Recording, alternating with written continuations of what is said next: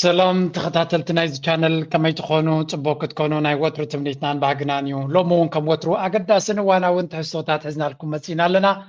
حساب مودات نايز مدى مسانا قدسونحون بخبر نعدمكم كم وترو لايك ناقبركم تو لايك قبرو نزا فيديو سميكم لايك كي قبركم ما يتخيدو لايك تقيركم نابكالي سلازة بتصح اتي الغوريزم نزا channel دما سلازة حقز نالومي متى سفع زغونة بروغرامينا أدالينا لكم زلنا زقرم يكهون زقرم Most significant cases that the justices have decided in recent years. Here, the Supreme Court ruling that President Trump's use of these emergency tariffs that he has implemented are illegal. It's the most significant economic case to reach the High Court in years, sweeping implications for the economy and, of course, for presidential power. And at stake here are billions of dollars in revenue that have already been collected by the government. Pamela Wolf, the other significant... by the U.S. Supreme Court. The verdict came just a short while back. 6 out of 9 judges ruled that Trump's tariffs are illegal. 6 judges out of 9 said the tariffs are illegal. Only 3 judges sided with the U.S. president. It is undoubtedly the biggest blow to the Trump presidency. Donald Trump مچم حدا سب دوا بيلكا مرر صفعيت ابغصو كساب زلاهيو كصف اخلها ازي عجز بكم زلغ زينا كما ياغاطيماتو دلا السبريم كورت ዝበሃል زعابي كورت نا امريكا ወይ ቤት ፍርድ ና አሜሪካ በላ ገይሩ አላዲ ደሞ ለው ብምንታይ በታሪፍ ንስኻ መናፍቂ ድልካ እንደዚ ታሪፍ ኣብ ዓለም ክትገብር ኢሎሞ ታሪፍ ዝገብር ባይቶና አሜሪካ ኢሎሞ ነዚ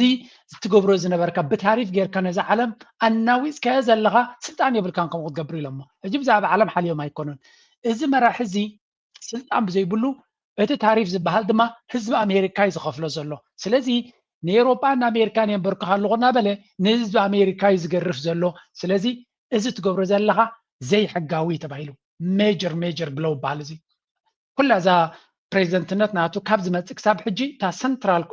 تا ما أكليتي زواريتنا يوتس أي بوليسي ناتو ده زلا تعرف بتعرف جيريون هجرات زنبرك زلوا دليت تجبر زلوا بتفردنا يتهجر نزق تجبر ست أني بالكاني لهم دونالد ترامب لما كم تفلتوا كجرع دليل دلو كريكمي كجرع زبلون زيجبطون طفي والله برقص كعلم جديد لله سلازي كابزم شعت زنبرو نايت سوبريم كورت أبالات مالتيو شدشته أنصارو خينهم سلسة رايدو جفمو كندي كاباتهم دما نسو أبزبنو بناتو دفيت زتمرت ويونافت بوتات زبط حيم نيرم سلازي دونالد ترامب من إذا كابزيات غفل أقاتي ما تهلان إذا ما لدما ندونالد ترامب كم دليت ونعلمنا جن سلام يزي معناته كنت بعلم ترى بيش زي لبسان كزي الجون كنت بعلم نجزيو أي ترجعنا له سلمتاي دونالد ترامب انتهى قبل مخانو مستسمعتاو مخانو مستي إيجوناتو أننت ناتو أو أتيس لزلو كجرع كفتن سلزخانة قليل كهونا يكون كرينا جن. U.S. Congress to impose sweeping tariffs. You need congressional approval. هجي كم ريزلنا دونالد ترامب بزي تعريف غيرو بزح نجرنا أمريكا ناي مانيفاكتشرينج أعمناتا ناي فابريكاتاتا ناون مملاس كطبعا محيال نتي 39 قريب زلو 39 تريليون قريب زلو عداناتا مغفل كونا ناي لمعات هفان تسفاني غيرو ولا حنت لو تقناي رايو عداناتهم بقص متي عبلو من نابرنا أمريكاوي إنهم قلقوا لي خيرالو زي سرحت تغرتي يلن انترفو كويناتن ورا كويناتن زخونا نجر كابزي ታሪፍ መትዩ ንህዝብ አሜሪካ ዝጠቆመ ነገር የለን ስለዚህ ህዝብ አሜሪካ በአብ ይቁጥ አለው ኣብዚ ጉዳይ እዚ ምክንያቱ ነተን ካምፓኒታት አሜሪካ ዘለዋ ጽቦ ንብረት ዘይሰርሓ ዝነበራ ወይውን ብሕሱር ንብረት ክቅርባ ዘይከላ ዝነበራ ይድጎማ ዝገብረለን ዘሎ ስለዚህ ማለት እዚ ሓደ መኪና ካብ ቻይና ይመጽእ እንተነይሩ ኤሌክትሪክ ካር ብ10,000 ብ15,000 አሜሪካውያን ገዚኦም ክጥቀምሉ ዝግባእ ነዚ ኩሉ ዓፅዩ እንታይ ገይሩሎ ናይ አሜሪካ ታ ሓዳሽ መኪና ኣብ አሜሪካ ታ ዝሓሰረት ከባቢ كاب 45,000 حساب 50,000 دولار يا سلازي ب10,000 حداش مكينه خغزن زغل زنبر حزبي عقيتو ب 40,000 ب 50,000 نخغزو انت زي تقال دما زموته مكينه كاب كالنا لمنو نخنبرو غيرو مالا سلازي اته تعريف زبال بمسرتنا امريكاوين يزغص ግን ንሱ ንህዝቢ አሜሪካን ንቁጠባ አሜሪካን ዘድሕን ገይሩ ዝሰርሑ ነይሩ ዝዛረበሉ ነይሩ እቲ ቤት ፍርዲ ድማ ቤላ ገይሩ አንጻር ተጠው ይልሎ ስለዚ ኔክስት ሙቭ ናይ ዶናልድ ትራምፕ ስከ ሪአክሽን ናይ ዶናልድ ትራምፕ ረ ታይሉ ብዛዕባ እዚ ጉዳይ እዚ of course Donald Trump ንከምዚታት ዝቕበል ሰብ ኣይኮነን and I'm ashamed of certain members of the court absolutely ashamed for not having the courage to do what's right for our country I'd like to thank and congratulate Justices Thomas, Alito, and Kavanaugh for their strength and wisdom and love of our country, which is right now very proud of those justices. When you read the dissenting opinions, there's no way that anyone can argue against them. There's no way. Foreign countries that have been ripping us off for years are ecstatic. They're so happy. And they're dancing in the streets, but they won't be dancing. እንታይ ዝብል ዘሎ ከም ትሪእዎ ዘለኹም ኣመና እንዲ ተቆጢዑ ዘሎ ነቶም ደያኑ ነዚ ኣንጻር እዚ ስጉምቲ ዝወሰዱ ናይ ብሓቂ ዝሕፍር ውሳነ ገይሮም ብጀካቶም 3-6 ናይ ብሓቂ ዝሕፍር እዮም ንሃገርና ዝሃስብ ውሳነ እዮም ገይሮም ጸላእትና ወይ ካቶም ንሕና እዚ ታሪፍ ገይርና ንሃርሞም ዝነበርና ንዓመታት ድማ ዝመዝመዙና ዝብል ዘሎ ንሳቶም ብታሕጓስ ይስዕስዑን ዳንኬራ ይገብሩለው ሻምፔን ይኸፍቱለው ይብላ ኣሎ ወል ከም ደለኻ ትረዳእዮ መቸም እቲ ፍርዲ በዓልኻ ሕጊ ረጊፅካ ክትከይድ ስለ ዝፈተንካዮም ቀርቀብ ኣቢሎም ሒዞምካ ዘሎ ዝኣክል ግዜ እውን ተጠቒምካ ኣሊኻ እቲ ዘገርምከ እቲ ወሲድዎ ዘሎ ገንዘብ ብታሪፍ ክምለስ ኣለዎ ዝበሃል ዘሎ ምክንያቱ ኢሊጋል እዚ ዝገበሮ ስጉምቲ ዘይሕጋዊ እዩ ስልጣን ኣይነበሮም ከም ክገብር ይብልዎ ኣለዉ ናው ኣብ ፖለቲካ checks and control checks and balances ዝበሃል እዚ እዩ እንታይ ማለት እዩ ሓደ ኣብ ስልጣን ኮፍ ኢሉ ድሌቱ ንኸይገብር ቼክ ክገብሮ ዝኽእል ኣካል ናይ መንግስቲ ክህሉ ኣለዎ ዝበሃል በዚ እዩ ወላ እኳ ደንጉዩ ይውስን እንተሎ ሱፕሪም ኮርት ኦፍኮርስ ቤት ፍርዲ ኩሉ ግዜ ደንጉዩ ይውስን ግዜ ይወስድ እዩ ደንጉዩ ይውስን ኣሎ ግን ክውስን ከሎ ካብቲ መጀመርዩ ይውስን ስለዚ ብዓብዩ እዚ ታሪፍ እዚ ዶናልድ ትራምፕ ንክገብሮ ስልጣን የብሉን ስለ ዝብሎ ዘሎ እቲ መፅኡ ዘሎ ገንዘብ ኣብዚያ ስምዕዎም ተገርም ኮይና ንሰምዕ ዘለና ናበይ ክምለስ መን ይክቕበሎ እቲ ገንዘብ እዮም ዝብሉ ዘለዉ ኣብዚ let me give you this one ዶናልድ ትራምፕ ጨርቁ ክድርቢ ይመስለኒ arguments what they would say about that if they're going to lay out a plan. So we will continue to go through this, but this is an enormous decision and a rare loss for President Trump before this conservative court. This is, Paula, a major slap at the President of the United States, who has made a major effort over these many, many months to impose all of these tariffs. And just to look at some of the background I have here, over these many months, the administration has collected $150 billion in these tariffs. So what happens to that money? Do they have to refund that money to the firms, to the people who paid for those tariffs? That's one of the big questions. ብሓፈሻ በዚ መስርሕ ናይ ታሪፍ ዝበሃል ክሳብ 140 ወላ 150 ዝኸውን ቢልዮን ገንዘብ ኣኪብሎ ዶናልድ ትራምፕ ዝበሃል ዘሎ ስለዚ እንታይ ክኸውን ገንዘብ እዚ ንመን ይክምለሶ ንመን ይክወሃብ ምክንያቱ ብዓብዩ እቲ ሓደ ንብረት ንኣሜሪካ ትሸየጥ ተነርካ ሓንቲ ካምፓኒ ማለት እዩ ብ10 ቅርሺ ዝሸየጥ ዝነበረ ነታ ሃገር ንቻይና ንኣብነት 20% ታሪፍ ገይርላ እንተሎ 100 ቅርሺ ዝሸየጥ ዝነበረ 120 ኮይኑ ኣሎ እዚ 120 ነቲ ናይ ኣሜሪካ ዓሚል እዩ እቲ 120 ግን ብኸመይ መንገዲ ናብቲ ሰብ ናብቲ ዓሚል ክምለስ ይኽእል ሕጂ ክምለስካ ይክእልኒ ከቢድ እዩ ምክንያቱ ሓደ ድኳን ወሲዱ ናብቲ የሰጋግሮ ነይሩ ኣብ መወዳእታ ነቲ ገንዘብ ዝኸፍል ዝነበረ እቲ ኤንድ ዩዘር ወይ ከዓ እቲ ዓሚል ኣብ ነባር ናይ ኣሜሪካ እዩ ነዚ ኩሉ ዝገዝኦ ዝነበረ ንብረት በቦቱ ኣሊኻ ክትመልሰሎም ከቢድ ይክኸውን ብዝኾነ እቲ መንግስቲ ክግሕጦ እዩ ኮይኑ ተሪፉ ንገለገሊ ይመልስ ኸውን ግን ንብሙሉእ ክመልሶ ኣይክንብል ኣይንኽእል ኢና ገለገለ ፕላትፎርምስ ኣለዉ ኤግዛክትሊ መን ካበይ ይኸፍል ነይሩ ዝፈልጡ ሳቶም ክኸፍሉ ይኽእሉ ኮኑ ብፍላይ ቶም ናይ ኦንላይን ሾፕ ምክንያቱ እቲ ገንዘብ ካበይ ናበይ ከም ዝኸይድ እውን ስለ ዝርዩ ተተኻለ ድኳናት ግን ቀሊል ክኸውን ኣይክእልኒ ኣብ እንዳ ሾፒንግ ሰንተራት ኢኻ ትገዝኦ ብካሽ ተኸፊልካዮስ they may not know exactly ናበይ ክኸይድ እዩ ብሓፈሻ ግን ብሙሉእ እቲ ገንዘብ ኣኪበ ኢሉ ዝጀሃረሉ ዝነበረ ንሱን ኮላይ ክምለስ ኢሎም ኣለዉ ቦይ ንዶናልድ ትራምፕ ኣራንሺ ትመስል ገፁ ክትምለጥ እያ ይብሉ ኣለዎ ወይ እውን ሜልት ክትገብር እያ ሜልቲንግ እንታይ ይበሃል እዚ ክትመክኽ እያ ክመክኽ እዩ ከምዚ ክመክኽ ዝደሊ ሰብ እንዲዮም ዝብልዎ ክመክኽ እዩ ፅቡቅ ገይሮም እዮም ዝብልዎ ዘለዉ ኢትስ ጎይንግ ቱ ቢ ክሬዚ እዚ ከቢድ ውሳነ እዩ ንዶናልድ ትራምፕ ነቲ ኢጎ ናቱ ነቲ መርሕነት ናቱ ኣብዚ ጉዳይ እዚ ዝተመርኮሰ ነይሩ ብካልእ ግን ይብሉ ኣለዉ ብካልእ መንገዲ መይቢ ንዶናልድ ትራምፕ እውን ክጠቕሞ ዝኽእል እዩ ምክንያቱ ምን ትሩሱ ንሱ ከኣልየ እውን ይደሊ ነይሩ ይበሃል ኣሎ ምክንያቱ እዚ ሕጂ ዝመፅእ ዘሎ ሚድ ተርምስ ዝበሃል ምርጫ ናይ ባይቶ በዚ ኣካይዳ ንሱ ዝኸዶ ዘሎ ማንም ሰብ ክምረፅ ስለዘይክእል ኣብቲ ናቱ ፓርቲ መንገዲ መህደሚ እውን ደሊ ነይሩ ኸውን እዩ ዝብሉ ነይሮም ግን ከም ንሪኦ ዘለና ከጉርዕ ይደልዩ ደሎ ከምስል እውን ክኸውን ይኽእል እዩ ባት ኢትስ ጀስት ክሬዚ ሕጂ እንታይ ክንርኢ ኢና እሞ እዚ እንድሕር ኮይኑ ዶናልድ ትራምፕ ኢዱ ክህብ ድዩ ንዝብል ኣይመስለንን wants to impose a 10% global tariff on America's trading partners after the Supreme Court ruled most of his previous levies have been illegal. Trump said the 6-3 ruling left him, quote, deeply disappointed and accused the Supreme Court of being, quote, swayed by foreign interests. The U.S. president vowed to deploy new methods to impose tariffs, including a sweeping new duty. كنتري وزلهم دونالد ترامب أي توحد قلنا له سلزي كله تجير كذا اللي غزي حجاوي سلسبل وكاله من قد قدر له سلزي بخاله من قد كابتي حقنا أمريكا بسخونه يكون حنتي من قد كده يجي له رخيبون لو نمثل بوجيرو جي 10% ناب كل نهجرات تعريف كجبرية كم بحد بشبلا له معناته تجير وزلوا بمولو illegal تبعيل سلزلو زي حجاوي تبعيل سلزلو تقمية بلو ويون كل اللي هو مالتي زي حجاوي نجار كجبر فقط سلو زي بلو ስለዚ ሕጋዊ መንገዲ ደልዩ ወይ እውን ተባሓደ ግዜ ክገዛላ ዝኽእል መንገዲ ክደልዩ እዚኣ ግን ከተዕብደያ ምናልባት ምስቲ ናብ ኢራን ዝሓስቦ ዘሎ ኩናት ሜይቢ እዚኣ ከተተራርፎ ትኸውን ትኽእል ንብል ኣለና ኩናት ስለዘይ እንደሊ ግን you never know on all foreign trading partners. Here's President Trump giving his reaction at a news conference. Foreign countries that have been ripping us off for years are ecstatic. They're so happy. And they're dancing in the streets, but they won't be dancing for long, that I can assure you. But other alternatives will now be used to replace the ones that the court incorrectly rejected. We have alternatives. Joining me in the studio now is Stephen Beard. So come three was along Kalamara Lena usable zello. Kalamara Lena Tom Tugos Zolohom na America do tarif ta'alil night awahilkum Tugos Zolohom. Nino we have to Tagosu Kalamara Lena Iblalet Hadidu, Nebahaki Kalamara Zolowadu. ማለት እቲ ኮንስቲቱሽን ኣሜሪካ ወይ እውን ተቋም ናይ ኣሜሪካ በብዙሕ መንገዲ ኢንተርፕሬቴሽን ክገብርዎን እዮም ዘልዩ ዘለዉ ግን ብዓብዩ እቲ ዶናልድ ትራምፕ ሒዝዎ ዘሎ መኣዝን ናይቲ ኣጠቃቅማ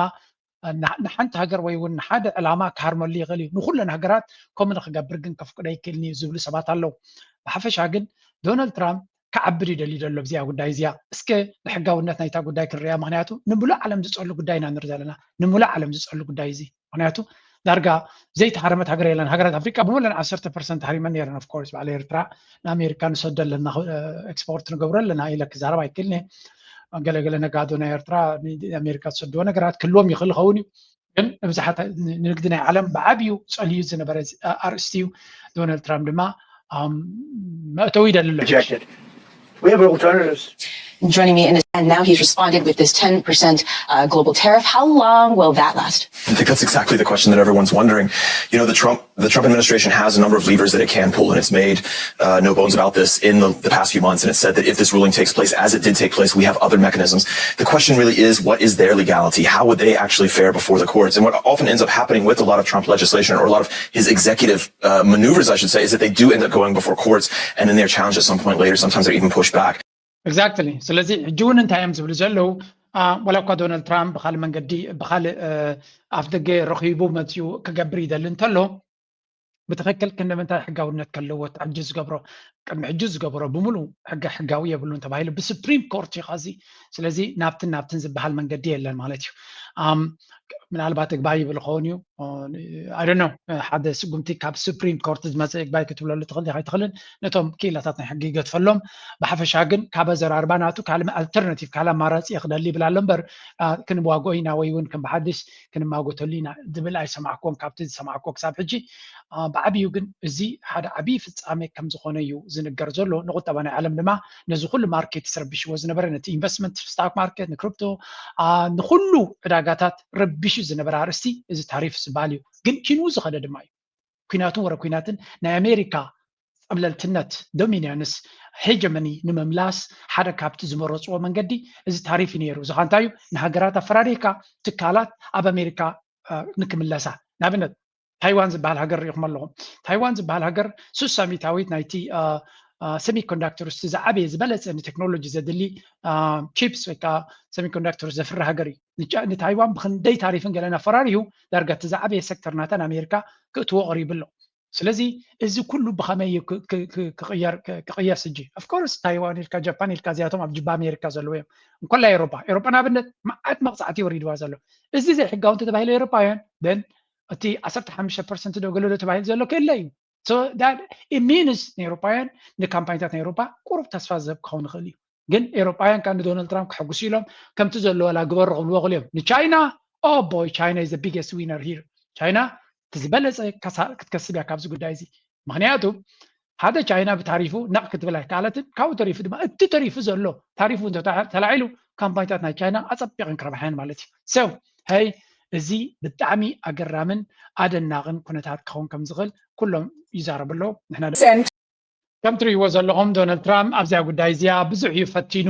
ንህዝቢ ኣሜሪካ ነቲ ፖለቲካ ክላስ ናይ ኣሜሪካ ግን ኣብ መወዳእታ ከም ትሪእዎ ዘለኹም ወዲቓቶላ ፈሺላቶላ መይታቶላ እዛ ጉዳይ እዚኣ ካልእ መንገዲ ካድለያ ዶናልድ ትራምፕ ግን ኣፍኮርስ ቀልጢፉ ኢዱ ክህብ እዩ ንብሎ መራሒ ግን ኣይኮነን ብርግፅ ካልእ መንገዲ ከናድዩ እዚ ኩሉ ንሪኦ ዘለና ድማ ራይት ኣብ ከመይ ግዜ ኣብ ከመይ ኩነታት እዩ ዘጋጢሙ ዘሎ ቢካዝ ሎሚ ድዩ ፅባሕ ኩናት ክጅምር ኢና ንብል ዘለና ሎሚ ድዩ ፅባሕ ኣበይ Now there's escalating tensions between the US and Iran. Well, as we mentioned, the US has increased its military presence right across the Middle East.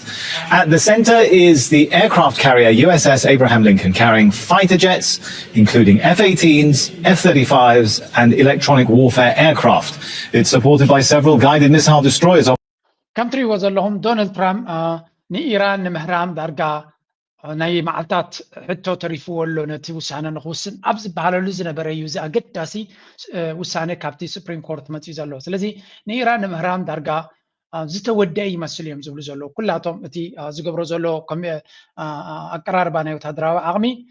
ንዝተወደአ ነገር በቃ ክቕየር ንዘይክል ዝበፅሐ ደረጃ እዩ ዝመስል ዘሎ በት ኣይ ዶንት ኖ ሚእቲ ካብ ሚእቲ ክሃርም እዩ ሕጂ እውን ክንብል ኣይንኽእል ኢና ቢካዝ deadline way when had an data saat ilom hibam alloya. Donald Trump has given Iran a 2-week deadline to reach a deal on its nuclear program or face, quote, really bad things. The U.S. president's threats come as the United States builds up a massive military presence near Iran. The USS Abraham Lincoln Aircraft Strike Carrier Group is in the region with another on the way. ከም ንሪኦ ዘለና ኣሜሪካ ገጅፍ ወታደራዊ ቅልፅም ኣብዚ ቦታ ዝቀሪባ ከም ዘላ ኩሉ እቲ ሚድያ ብዛዕባ እዩ ዝዛረብ ዘሎ ስለዚ እቲ ኩናት ዘይተርፍ ምዃኑ ወይ እውን እቲ ኣገባብ ኣቀራርባ ናቱ ድማ ንሓፂር ግዜ መጥቃዕቲ ንክገብር ዘይኮነ ንነዊሕ እዋን ክግበር ንዝኽእል ኩናት እዩ ተዳልዩ ዘሎ እዮም ዝብሉ ዘለዉ ስለዚ እዚ ናይ ሰዓታት ሕቶ ናይ መዓልታት ሕቶ ተሪፍዎ ኣሎ ነቲ ኩናት ነቲ ዶናልድ ትራምፕ ክገብሮ ዝደሊ ኣብ ዝበሃለሉ ዘሎ ደረጃ ከምዚ ዓይነት ፖሊሲ ምምፅኡ ነቲ ተሓሲቡ ዘሎ ኩናት ጠጠው ዶ ይብሎ ኸውን ወይ ዶንት ኖ ግን ሓደ ካብቲ ኣዛረባ ርእሲ ዘሎ ኣብዚ እዋን እዚ እዩ ዶናልድ ትራምፕ ነዚ ኩናት እዚ ንረብሑ ኢሉ ይገብሮ የለን ፀቕጢ ከም ዘለዎ ናይ መን ፀቕጢ ድማ ዳርጋ እቲ ፕላናት ቀስ እናበለ እናነፀረ እዩ ዝኸይድ ዘሎ እዚ ንሪኦ ዘለና ድሕሪ ኢራን ቱርኪ ዝብል ዘረባ ካብ እስራኤል ጀሚሩ ኣሎ ምክንያቱ እቲ ዕላማ ለንቀና ሓንቲ ኣገራሚት ኢንተርቪው ተገይራ ኣላ Genesis 15 says it's Abram, it's pre-Abraham, it's Abram, receives from God the news that his descendants will inherit the land. And you tell me as the theologian if I'm getting this wrong, but from the Euphrates to the Nile. I think that's right. And that would include like basically the entire Middle East. That would be the Levant. So that would be Israel, Jordan, Syria, Lebanon. It would also be big. ብዛዕባ ኦሪት ዘፍጥረት ተፃሒፉ ዘሎ ኣብ ቅዱስ መፅሓፍ ምዕራፍ 15 ኣብርሃም ንእስራኤል ከም ዝሃቦ ዝብል ብዛዕባኡ ነዛ ጥቕሲ ኣብ ቅዱስ መፅሓፍ ዘላ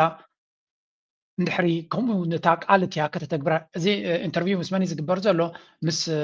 ኣምባሳደር ናይ ኣሜሪካ ኣብ እስራኤል እዩ ማይክ ሃከቢ ይበሃል እንታይ ዝብል ዘሎ ብመሰረት ናይ ቅዱስ መፅሓፍ ኣብ ኦሪት ዘፍጥረት ምዕራፍ 15 ዘሎ ጉዳይ ክንርኢ እንተኮይና ኣሜሪካ እስራኤል ሲ ኣምላኽ ሲ ንእስራኤል ሂበካ ክብሎ ከሎ ኣይናይት እስራኤል ዝበሃል ዘሎ ካብ ኢራቅ ጀሚሩ ንጆርዳን ንሱርያ ንሊባኖስ ዓበ ክፋል ናይ ስዑድያ ወሲዱ ከምኡ ድማ ካብ ኒል ዝብገስ ስለዝኾነ ንግብፂ ነዚ ኩሉ እዩ እስራኤል ዝብሎ ነይሩ ኣብዚ ድማ መዓት ሃገራት እየን ዘለዋ ነናይ ክፋል ኢኻ ትዛረብ ዘለኻ እቲ ቅዱስ መፅሓፍ ተፃሒፉ ዘለኹ ብትክክል ነዛ ናይ ሎም እስራኤልን ነዞም ናይ ሎም ኣይሁድን ዝውክል ድዩ ኢሉ እዩ ዝሓቶ ዘሎ ስምዑ ሕጂ እቲ ፖለቲካ ከመይ ገይሩ ሃይማኖት መሸቀጥ ናይ ፖለቲካ ከም ዝገብርዎ ናይ ኣሜሪካ ፖለቲከኛታት ንእስራኤል ክሕግሱ That far, I mean, it would be a big piece of land, but here's the point. It would be a lot of places that are not sure it would go that far. I mean, it would be a big piece of land, but here's the point. It would be a lot of places that are now countries. That this particular area that we're talking about now, Israel, is a land that God gave through Abraham to a people that he chose. It was a people, a place, and a purpose. We can look at it that way. Christian Zionism, I want to go back because that's where we started. I'm not going to let you off on this because you have said it 3 times that God gave this land to this people. And so it is entirely... ስለዚ እንታይ ይብል ፀኒሑ እቲ ቦታ ተዋሂቦም ዘሎ ኣምላኽ ንኣብርሃም ንሓደ ቦታ ንንጹር ዕላማ ሂብዎ ስለዚ እቲ ቦታ ይብልሎ ሕጂ እታ ቀንዲ ዘረባ ኣብዚ መወዳእታ ዘላ የስምዖ Fair for me with respect to ask, what land are you talking about? Because I just read Genesis 15, as I have many times. And that land, I think it says, from the Nile to the Euphrates, which is, once again, basically the entire Middle East. So God gave that land to his people, the Jews, or he didn't. You're saying he did. What does that mean? Does Israel have the right to that land? Because you're appealing to Genesis. Yeah. You're saying that's the original deed. It would be fine if they took it all. ስለዚ ኣብቲ ኦሪት ዘፍጥረት ብዘሎ መንገዲ ተቆይኑ ካብ ኒል ክሳብ ኤፍራጢስ ዘሎ እዩ ዳርጋ ብሙሉእ እቲ ማእከላይ ምብራቅ ዝበሃል ዘሎ እዩ ሂብዎም ዝብል ዘሎ ኣብ ቅዱስ መፅሓፍ ስለዚ እስራኤል ናይናያ ክትወስድ ትብል ዘለካ ብናትካ ንዑ እንድሕሪ ክትርጎም ኮይኑ ኢልወሲ ያ እስራኤል ንኩሉ ክትወስደ ትኽእል እያ ኢሉ እዚ ናይ ኣሜሪካ ኣምባሳደር ኣብ እስራኤል እዩ እዚ ንብዙሓት ሃገራት ንብዙሕ ሰብ ዘቆጥዕ ኩነታት ኢና ንርኢ ዘለና እዛ ዓባይ እስራኤል ትበሃል ድማ እቲ ኣጀንዳ ካብ መዓልቲ ናብ መዓልቲ ትኸይዳ ኣላ ስለዚ ኩናት ናብ ኢራን ኩናት ናብ ገለ ክበሃል ከሎ ንመን ረብሓ ምዃኑ ፅቡቅ ገይሩ ንክንፀረልና እቲ ኩነታት ስለምንታይ እዚ ኩናት ዘን ሃገራት ዓረብ ንክፈርሳ ዝድለ ዘሎ ናበይ ንምብፃሕ እቲ ኣጀንዳ እንድሕር ኢሎምካ ካብ መዓልቲ ናብ መዓልቲ ክንፅረልካ ክኽእል ኣሎ ወረድ ካብቲ ንሳቶም ዝሓስብዎ ዘሎ ሕጂ ድማ ንቀርኒ ኣፍሪካ እውን ክውስኹ ዝደልዮም ዝመስሉ ዘሎ ኣብ መወዳእታ ኩሉ እዚ ኩናት ንመን እዩ ዘርብሕ በዚያ ጌርና ክንውድእ always win. What we do saves lives. It protects peace and democracy throughout the world. This couldn't be further from the truth. Abby Martin is an investigative journalist and the creator of the Empire Files, an independent media outlet that dissects the inner workings of U.S. empire. Her reporting engages with the hard truth. War is a business, and business is booming. The military-industrial complex plays the center role in shaping American foreign policy. It is the shaper of U.S. foreign policy. Look what is written here. USA. These are the American weapons behind me. Today, just 5 U.S. companies dominate the entire global defense industry. Lockheed Martin, Raytheon, Boeing, Northrop Grumman, and General. እንታይ ትነግረኩም ኣላ መሲልኩም ውግእ ቢዝነስ እዩ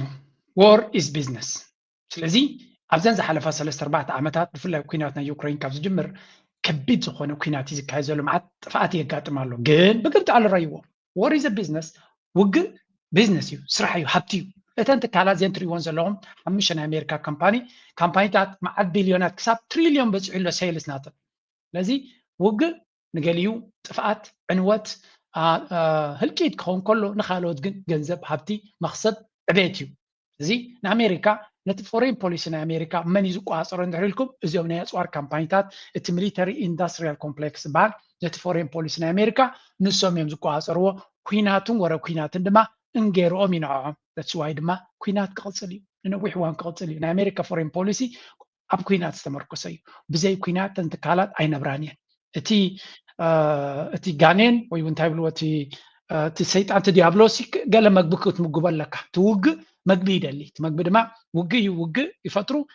ኣፅዋር ይሸጡ መዓት መክሰብ ብፍላይ ውግእ ካብ ውግእ ንላዕሊ ድማ ወረ ውግእ ኣብነት ኢራን ክትሃርማያ ክበሃል ከሎ ኢራን ንቀጠር ክትመልሰለያ ንኢማራት ክትሃርማያ ንጉሎ ክትሃርማያ ንገሎ ክትሃርማያ ትዘረባ ኩላቶም ኣፅዋር ክገዝኦም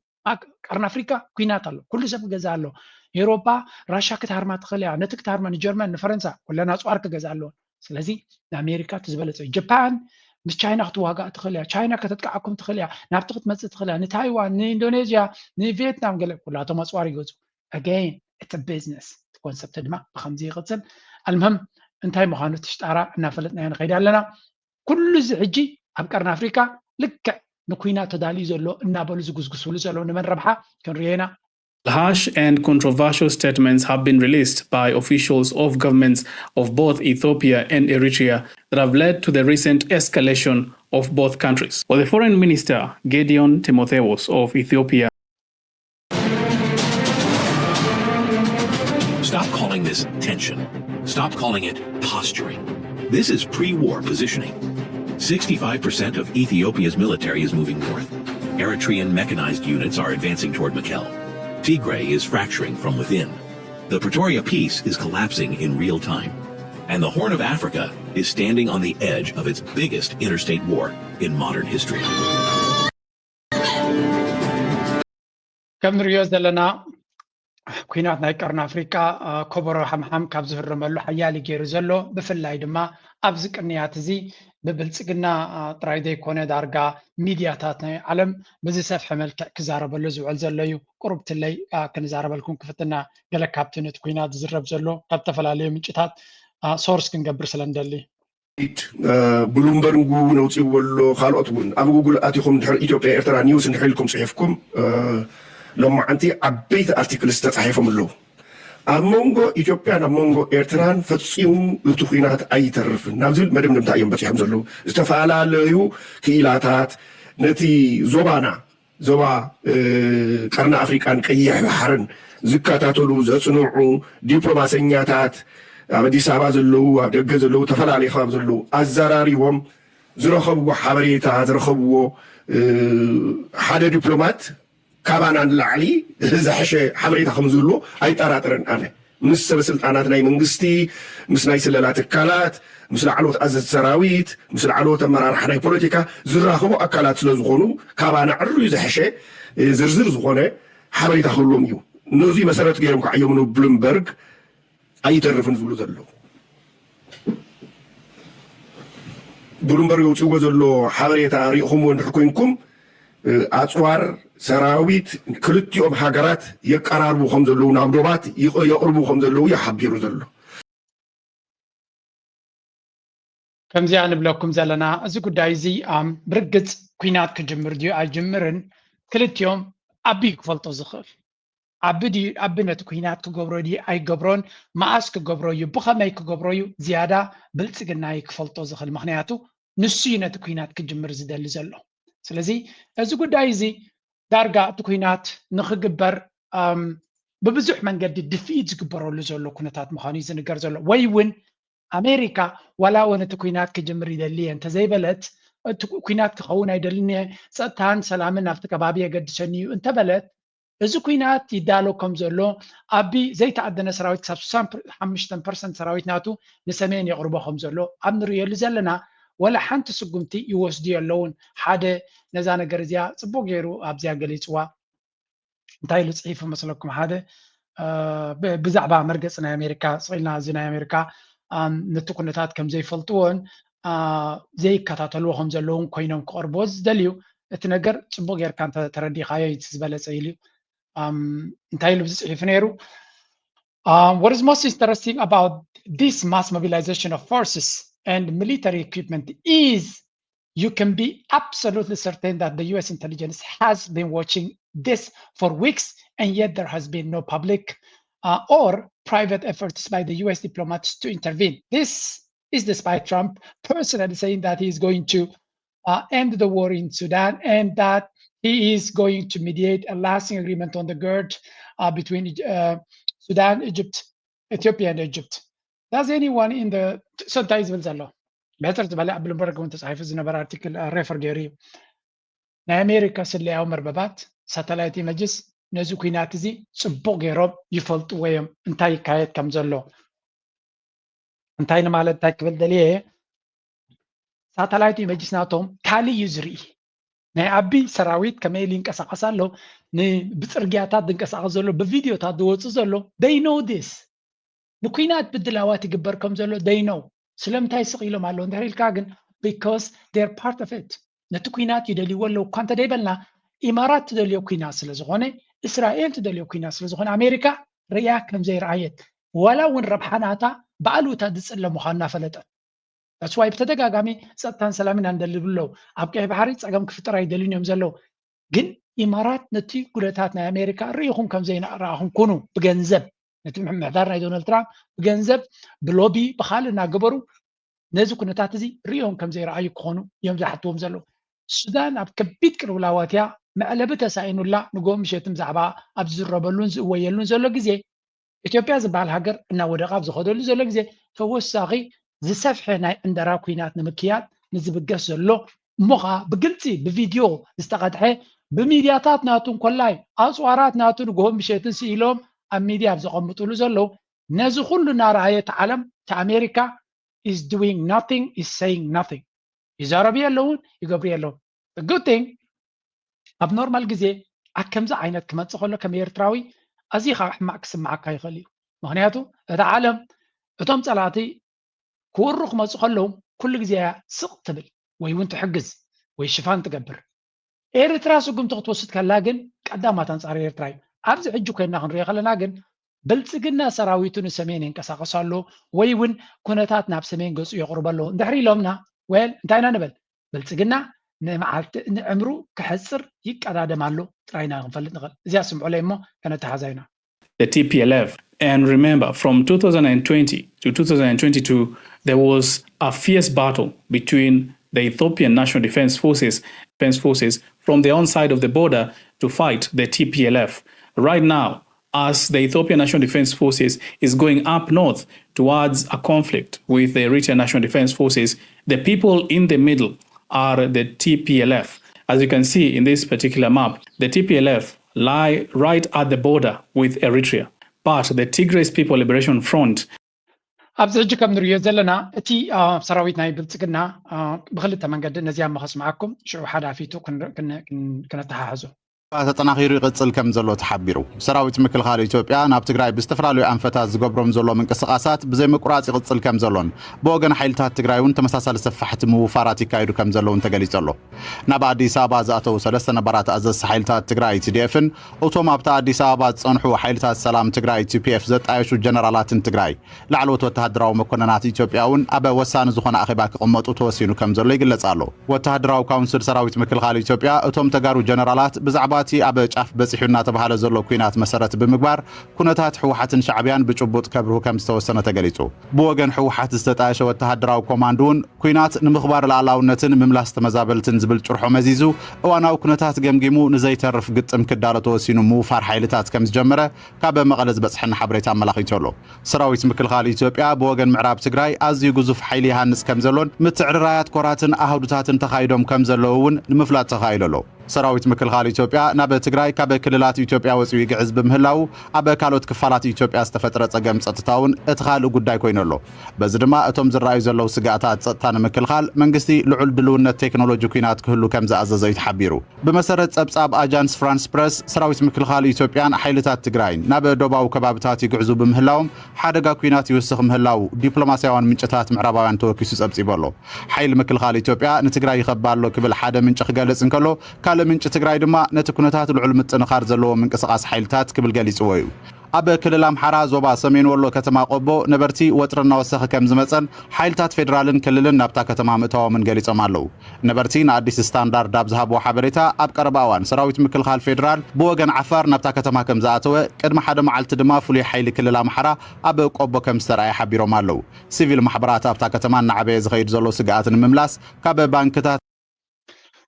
كم نريو زلنا اتي كونتات كم معلتنا معلتي كاب ساعات ناب ساعات ناتغير ابزو خدلو زلو مدرخ ناي موداتها من رجعتات ناي بلصقنا انتاي كون خليو نزبل نمجمعات بزو نغير كنرن خلينا هذا ابزي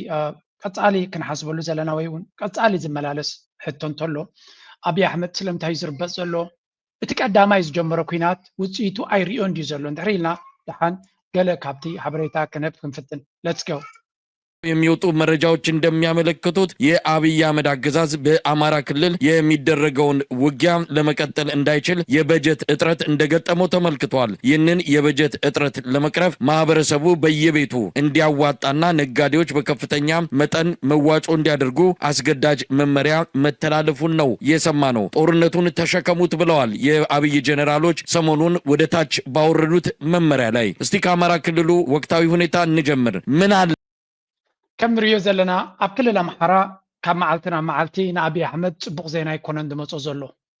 ثم نيوجي جنرالات ناتون حلفت ناتون أبصاب يهبون تخونو يهبون تلو خينهم أبكل الأمحرة سعرتي زكاة مزلو سعرت بسعرت دما حما سعرتي زكاة مزلو قبل علي دما إذا كينات زي نيتوبيا بكل مصنعات كم زقلا زلو أبز حلف كينات نيتغراي أزيب زكسارة كم زكاة ما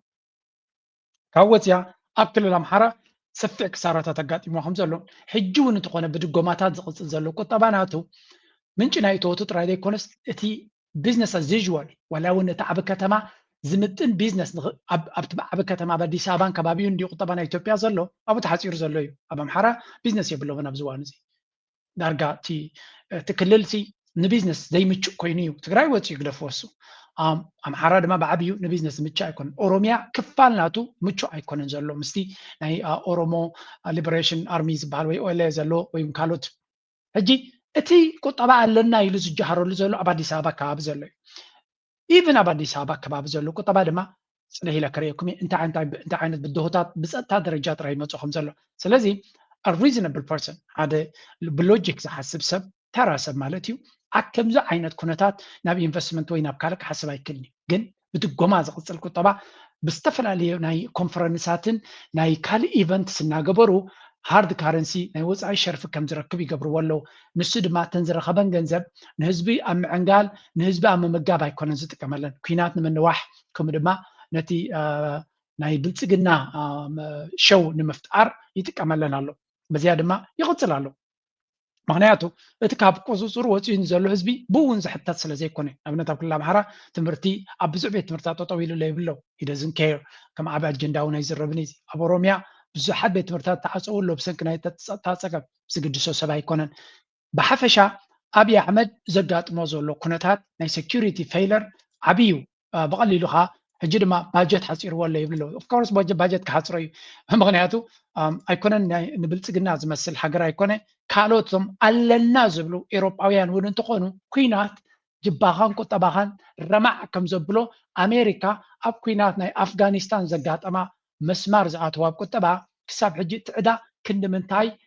ጎቦ ኮይኑ ሽግር ፈጢሩላ ኣሎ ንኩናት ክፃወር ዝኽእል መንግስቲ ኣብ ሙሉእ ዓለም የለን ኩናት ንግዚኡ ንዝተወሰነ ሰዓታትን ኣዋርሕን ክፅመሞ ትኽእል ትኸውን ባጀት ናይ ኩናት ዝኽእሉ ሃገር የለን ዓብይ ይኹን ንእሽተይ ስለዚ ንብልፅግና ድማ ዝርከቡ ገንዘቡ ኣብ ሓፂን ወዲ ሓፂን ከጥፍኦ ስለ ዘሎ ሕማቕ ሰራዊትካ ስለ ዘለዎ ዝገዝአ እንተገዝአ እቲ ዝገዝኡ ሓፂን ንዑ ይኮነን ዘገልግል ንፀላእቱ እዩ ዘገልግል እዚኣ እታ ፀገምናቱ ድማ ንሱ ክገዝእ ጥራይ ዘሎ ገዚኡ ነብሱን ንፀላእቱን እዩ ክምግብ ዘለዎ ታሪክ ናይ ብልፅግና እሳያ ወላ ሓንቲ ካልእ ክዝረብ ዝኽእል የለን ፋኖ ጥራይ ኮንጎ ዝኸይ ዝነበረ ክዳን ዘይነበሮ ሎሚ ሙሉእ ዕጥቅን ስንቅን ብረትን ዓጢቑ ዘሎ ግብፂ ስለ ዝሓገዘቶ ወይ እውን ከምቲ ንሶም ንፕሮፓጋንዳ ኢሎም ሻዕብያ ያጢቕዎ ዝብሎ ሓሰት እዩ ባዕሉ ብልፅግና ንኩሉ እዩ ዝዕጥቕ ኢትዮጵያ ትበሃል ሰራዊት ናይ ኢትዮጵያ ለጋስ ሰራዊት እዩ ለጋስ እዩ በቃ ህዝባዊ ግንባር ብመሰረቱ በትሪ ሒዙ ወፅዩ ታንኪ ሒዙ ዝተመለሰ ሳላ ደርጊ እዩ ካልእ ኣይኮነ ስዑድያ ሓጊዞ ግብፂ ሓጊዞ ናይ ከላም ፋርቕ ንሽተይ ሓጊዞም ምኾኑ ክልዮም ንዓውደ ኩናት ክቕይር ዝኽእለ ኣፅዋር ግን ዝዓበየ ካብ ደርጊ መፅዎ ስለዚ ደርጊ ክሰዓር ከሎ ድማ ንኤርትራ ንዝመፅእ 30 ዓመት ክንቀሳቕሳ ዝኽእል ተተኳስን ሚሳይላትን ታንክታትን ገዲፍላካ ኸይዱ ምክንያቱ ኩሉ ኣብ ኤርትራ ዝነበረ ዝበፅሐ ስለ ዘትረፍዎ እዚ ድማ ኤርትራ ንክሳብ ሕጂ ዘንቀሳቕሳ ዘሎ ካልእ ኣፅዋር ኣለዋ ክንብል ንኽእል ኢና ገዚኣ ክትከውን ትኽእል እያ ግን ብዓብዩ እቲ ንሳቶም ዝገደፍዎ እዩ ትማል እውን ሻዕብያ ስርሑ ስለ ዘይገድፍ ኩናት ምስ ተጀመረ ቴኖ ደታኒካ ተሰሪቁ ዝብሉ ኣፅዋር እዩ ወሲድሎም ዝኸውን ኩሉ ሰብ ይፈልጥ እዩ ስለዚ ሕጂ እውን ከረክበን ዝደለየ ኣፅዋር ነቲ ናይ ትግራይ ሓይልታት ይኹን ነቲ ኤርትራ ከረክበን ዝደለየን ኣፅዋርን ሓፂንን ስለ ዘለዎ እዩ ንሰሜን ገፁ ዘጉርዕ ዘሎ እምበር ኣብ ሰሜን ከይዱ ፍሉይ ለውጢ ከምፅእ ኣይክእልን እዩ 50 ኪሎ ሜትር 100 ኪሎ ሜትር ኣብ ዙርዩ ንዘለዉ ክስዕር ዘይከኣለ ሰራዊት ኣብ ሰሜን ኣብ ጎቦታትን በረኻታትን ከይዱ ንሰራዊት ናይ ሻዕብያ ክስዕር እዩ ኢልካ ክትግምት ኣይትኽእልኒ ኢኻ እዚ ናይ ሸው እዩ ንፊልሚ ክትጥቀመሉ ትኽእል ኢኻ ሰራዊት እዚ ኣብ ባይታ ግን ንሸነ ክስዕር ዘይክእል ንፋኖ ክስዕር ዘይክእል ምስቲ ኣብ ኣኽራናት ኣብ ጎቦታት ኮፍ ኢሉ ንሶምናት ብዘይ ማይን መግብን ወይ ከዓ ብቁንጣሮ ብንእሽተይ ባጀት ናይ መግብን ማይን ዝንቀሳቐስ ሰራዊት ናይ ኤርትራ ሰብዲ ሓፂን ከማን ዘጠራጥረካ ዓይነት ሙሱ ተዋጊኡ ሓፂን የጥሕኖ ወላ ገለ የጥሕኖ ተንድርካበን ሓፂንን ካልእን ከረክብ ስለ ዝደለየ እንተደይ ኮይኑ ዳርጋ ጃህራ ዘድልዮ ኩናት ኣይኮነን ብልፅግና ሰራዊት ናቱ ዓቕሚ ከም ዘይብሉ ኩሉ ሰብ ይፈልጥ ኣብዚ እዋን እዚ ካልእ ምናልባት ንፋኖ ዳሞ ገለገለ ዝብል ኣሎ ካብ ዝገደደ ካብ ዝስምዑ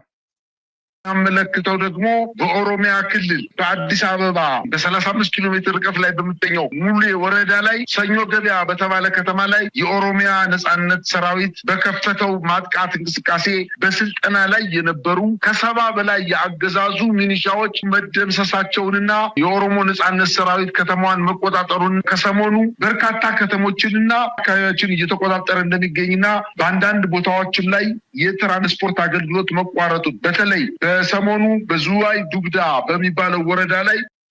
كم تريو زلهم الزخاء تبلتقنا زبهال تسفى زي بلو سراويت كنبل كلنا نخنقانن إلا خمسة كنا نخطر دولنا يزغى أب أوروميا يزي أب حدة كيلومترات كابتي 4 كيلو بلتقنان مالتيو قريبهم نتي أتي سراويت نسمين سلزغده كتماتات كوكو عصرون كاب ندا بوليسن كاب كالن وتهدراوي أتكن سنكن نكوزدو يوم زدالو زلو باي ذا واي بلتقنا بوليسناتو أبزوان زبهال زلو زوم شنا نحيلو مسكدو مشنا حبو ديل كجبر كم زخل مو أورومان صار محراب كينات كجبر كم زخل سلزي أتنا حتحدهم كم زبال عجيركا أبسلتانا يمغطال كم جيم تتحيزوا خمزلون دروك سر حلا جميرو خمزلون يزنقر look at this إزي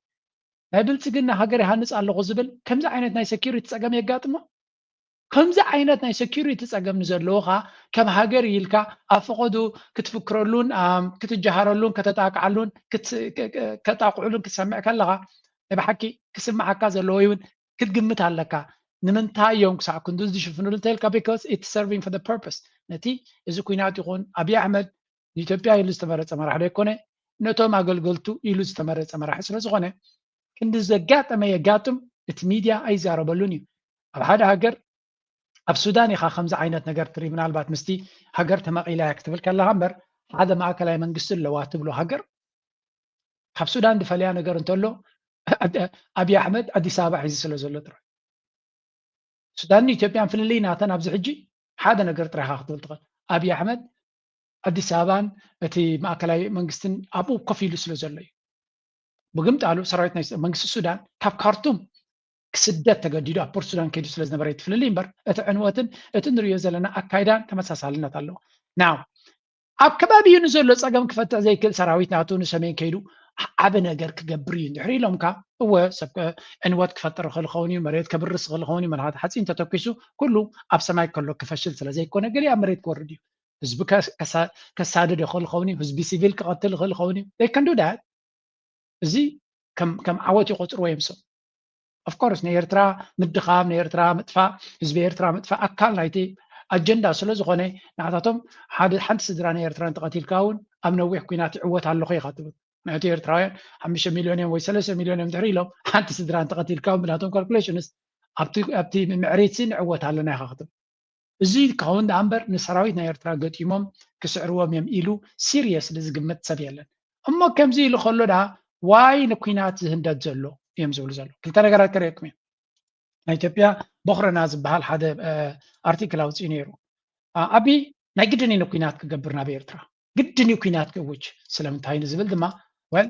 أبزي reports أبي أحمد may prepare for war in north with Eritrea and Tigray نقدني كقبر زلو مهنياتو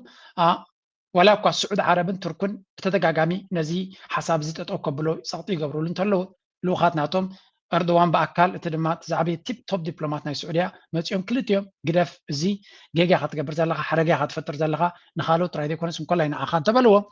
بفلاي Erdogan reportedly urged Abiy not to recognize Somaliland and warned against destabilizing Eritrea, Somalia and Sudan. Erdogan دما بعكال متيو أبقدميو نسمي أبزيك أرنا أفريقيا كويناتن أجرجرن كجبرين دليلنا كمون Somaliland أفلت أو مهاب إسرائيل أمسخا زوبخا نز زوبازي سلام كتكلم أي تفتني لونيرو. But critics describe Abiy as a catspaw of embezzled the UAE leader who invested billions in Ethiopia. زي أبي أحمد مقابريا ناي محمد بن زايد ناي يويس لزغوني نسوم زبلو ويو كقبر مبر نسو نتحقر زدلي كقبر زغلا يكونن زي دما بخلو بنقدي نسوم عزلنا كون النتي قبل ما يويس ambition إمارات دما بزوان زي أبزك أي بحر زلو أجندا نسورنا خوني متسالو دارقا بخلو تسا أبطورت أولو زلا أتون كو تريف وازلو تكيت أبي أحمد يور ولا نسون إمارات زخونة تبقسون تدايقيرا أبوهم كودق كم زغل ريالا تزعزن كفالنا إمارات زي غوين وازل دا أما سرقنا يكزي حتى مبر كودق زغلي بس ترايقنا يكون أبي أحمد نابي إرترا كوينات غيرو دي أي قبرن كودق مخانوني فلتيو سلازي مودا غزي ترفتخون كديت مودا كدي ترفتخون كا قلفت تنزع عينوتو يمثل تي زقبر زلو ساقتنبر هذا ريزنبل سب كلاتهم كم يمزلو زلو كلاتات هذا الرئيس زلو وفترات أب كمزو كنتات كله كوينات يوجني مالت زخون يكون كم مخروز غلن بلتقنا أب انتهي تبلو ما جمريا هرينا بإرتراح تورح الملا كان فلتين هذه إسرائيل دي ولا يوكي دي ولا فرانس تكون وقيت صلوا مالتها يكون اتوقع كن كتسعر مهان كان فلت كسلم تيت واقع يقولوا كاف سلطان كاخد قلف مهان كان فلت كسلم تيت واقع مجمري عدخات قصاصر نزع عدخا مسرقا كايا سراويت كامس ململكا شعو تقبر يقولوا ابا خان تايبلو كم قبر اغميه بالله سيمبل از ذات انا نوع قبر اغميه بالله فتينه قلت زومني لقيدني نفانو قلت عمدنا بثلاث عامات قريبه زقبريه بالله فزي كقبر زغلي لنا مودا تايزا قداي زي تواقي مودا غاي ترفنن يا تمثل تا قداي so نغطر example of UA strategy using RSF in Sudan as a proxy force. Abiy is portrayed as a fulfilling ambitious agenda aiming to secure Eritrea's entire coastline for Emirati leverage. ስለዚህ ቲ ኢማራት ዝበሃል ኣብ ቀርኒ ኣፍሪካ ጠቕላላ ተሳዒሩ ከይወፅእ ከሎ ሓንቲ ትኬት ጥራይ ተሪፋት ንዘላ እዩ ዝብል ዘሎ ሓንቲ እሳ ድማ ሕልምናቶ ማለት እዩ ኣቢይ ብዝኸፈለ ዋጋ ብዝኾነ ይኹን ገይሩ ገማግም ባሕሪ ናይ ኤርትራ ክቋፀረለ ኣሎ እዚ እዚኣ እያ በቃ ምክንያቱ ካብ ሱዳን ክግለፍ ክእለ ካብ ሶማልያ ዕድል ከልዮምኒ ሰጊጎም ኣሎ ካብ የመን ድሮ ተገሊፈ እንኮ ተሪፋት ንዘላ ኣብ ኤርትራ ጥራይ ኣብ ኤርትራ ድማ ናብ ኤርትራ ትገብሮ ኩናት ቀይሕ መስመር እዩ ዝበሎ ሰብ የለን ይመራት ንሱዳን ይነግርዎ ኣለዉ ንሶማልያ ይነግርዎ ኣለዉ ኣብ የመን ተዛሪቦማ ኣብ ጉዳይ ናይ ኤርትራ ክኸውን ከሎ ግን ብሕቡእ እንታይ ይብልዎ ኣለዎ ኣይንፈልጥን ኢና ምክንያቱ ኤርትራ ነብሳ ዝኻለት ሃገር እያ ኢሎም ስለዝኣምኑ ናታ ፎሬን ፖሊሲ ዘለዋ ስለዝኾነ ማንም ናብ ኤርትራ እንተወሪርካ ቀይሕ መስመር እዩ ዝብል የለን ግብፂ ንኣብነት ኣብ ሱዳን ዝግበር መንግስቲ ወይ ገለመለ ቀይሕ መስመር እዩ ንዓይትን ንኢትዮጵያ ድማ ናብ ኤርትራ ትገብሮ ነገር ናብ ቀይሕ ባሕሪ ትገብሮ ቀይሕ መስመር ኢላ ኣላ ግብፂ ስዑድ ዓረብ ግን ንሉላውነትን ግዛታዊ ሓድነትን ናይ ሃገራት ኣብ ቀርኒ ኣፍሪካ ንድግፍ ቀርኒ ኣፍሪካ ድማ ሰላምን ርግኣትን ክረክብ ኣለዎ እሱ ናትና ኢንተረስት ይብል ኣለዉ ኤርትራ ግን ሽማ ይጠቕሱን እዮም እዚ ኣካል ናይቲ ዞባ ስለዝኾነት ግምት ኢኻ ክትወስድ ብርግፅ ግን ኤርትራ ሽማ ተቐይሱ ኣነ ክከላኸለላ እየ ዝብላ ፍሉይ ሓይሊ ትዘሊ ሃገር ኣይኮነትን ኣብ ዝዋን እዚ ጥራይ እንታይ ዓው ከይበለውን ምስኣ ኣላያንስ ክገብር ዝኽእል መሻርክቲ እያ ትደሊ እምበር ኤርትራ ብፍሉይ መፅዩ ንዓ ትሕነኒ ንዓ ሰራዊትካ ስደደለይ ትብላ ይብላ ኦፍኮርስ ኤርትራ ኣፅዋር ዝባ ትደሊ እያ ኦፍኮርስ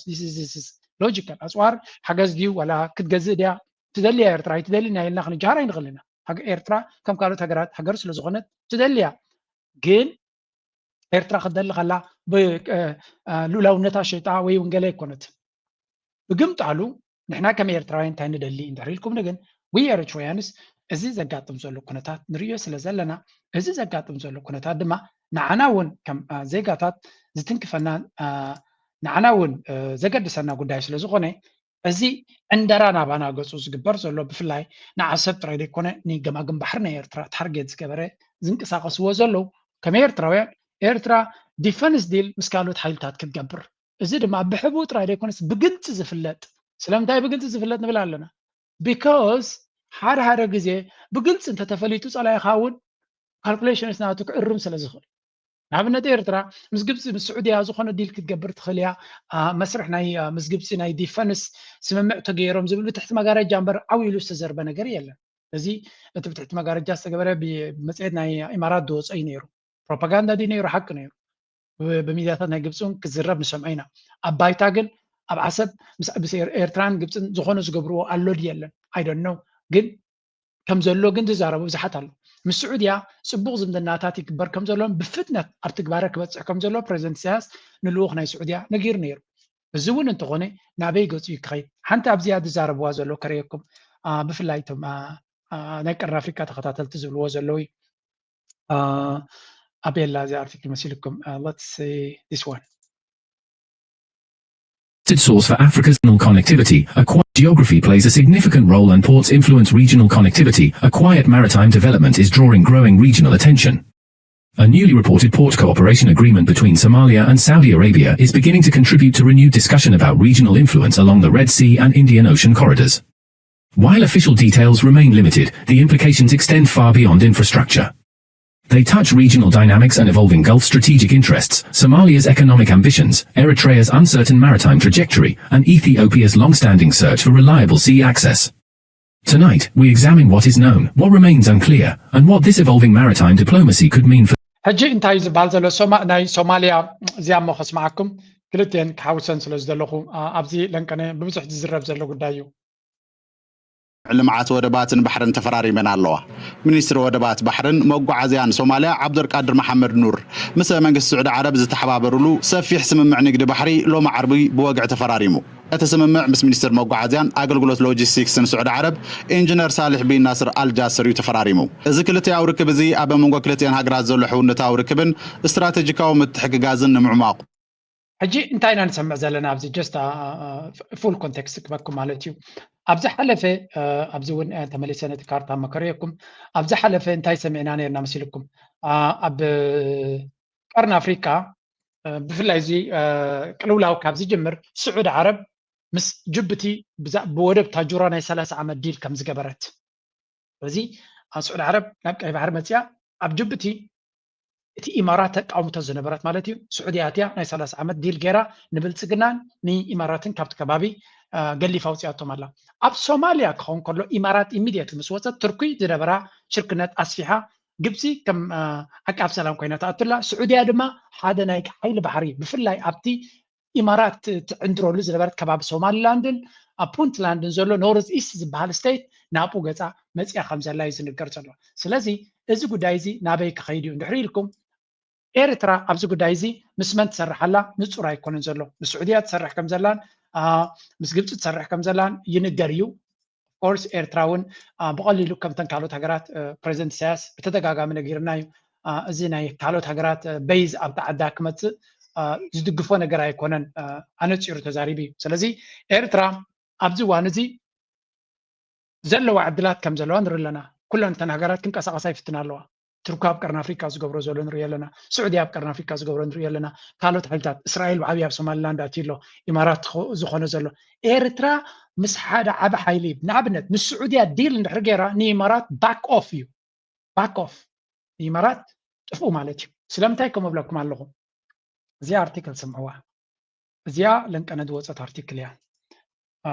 ናይ ብሓቂ ምስጢራዊት ኣርቲክል እዮም ኢሎማ ዘለዉ እታ ምስጢራዊት ኣርቲክል ዘበላ ድማ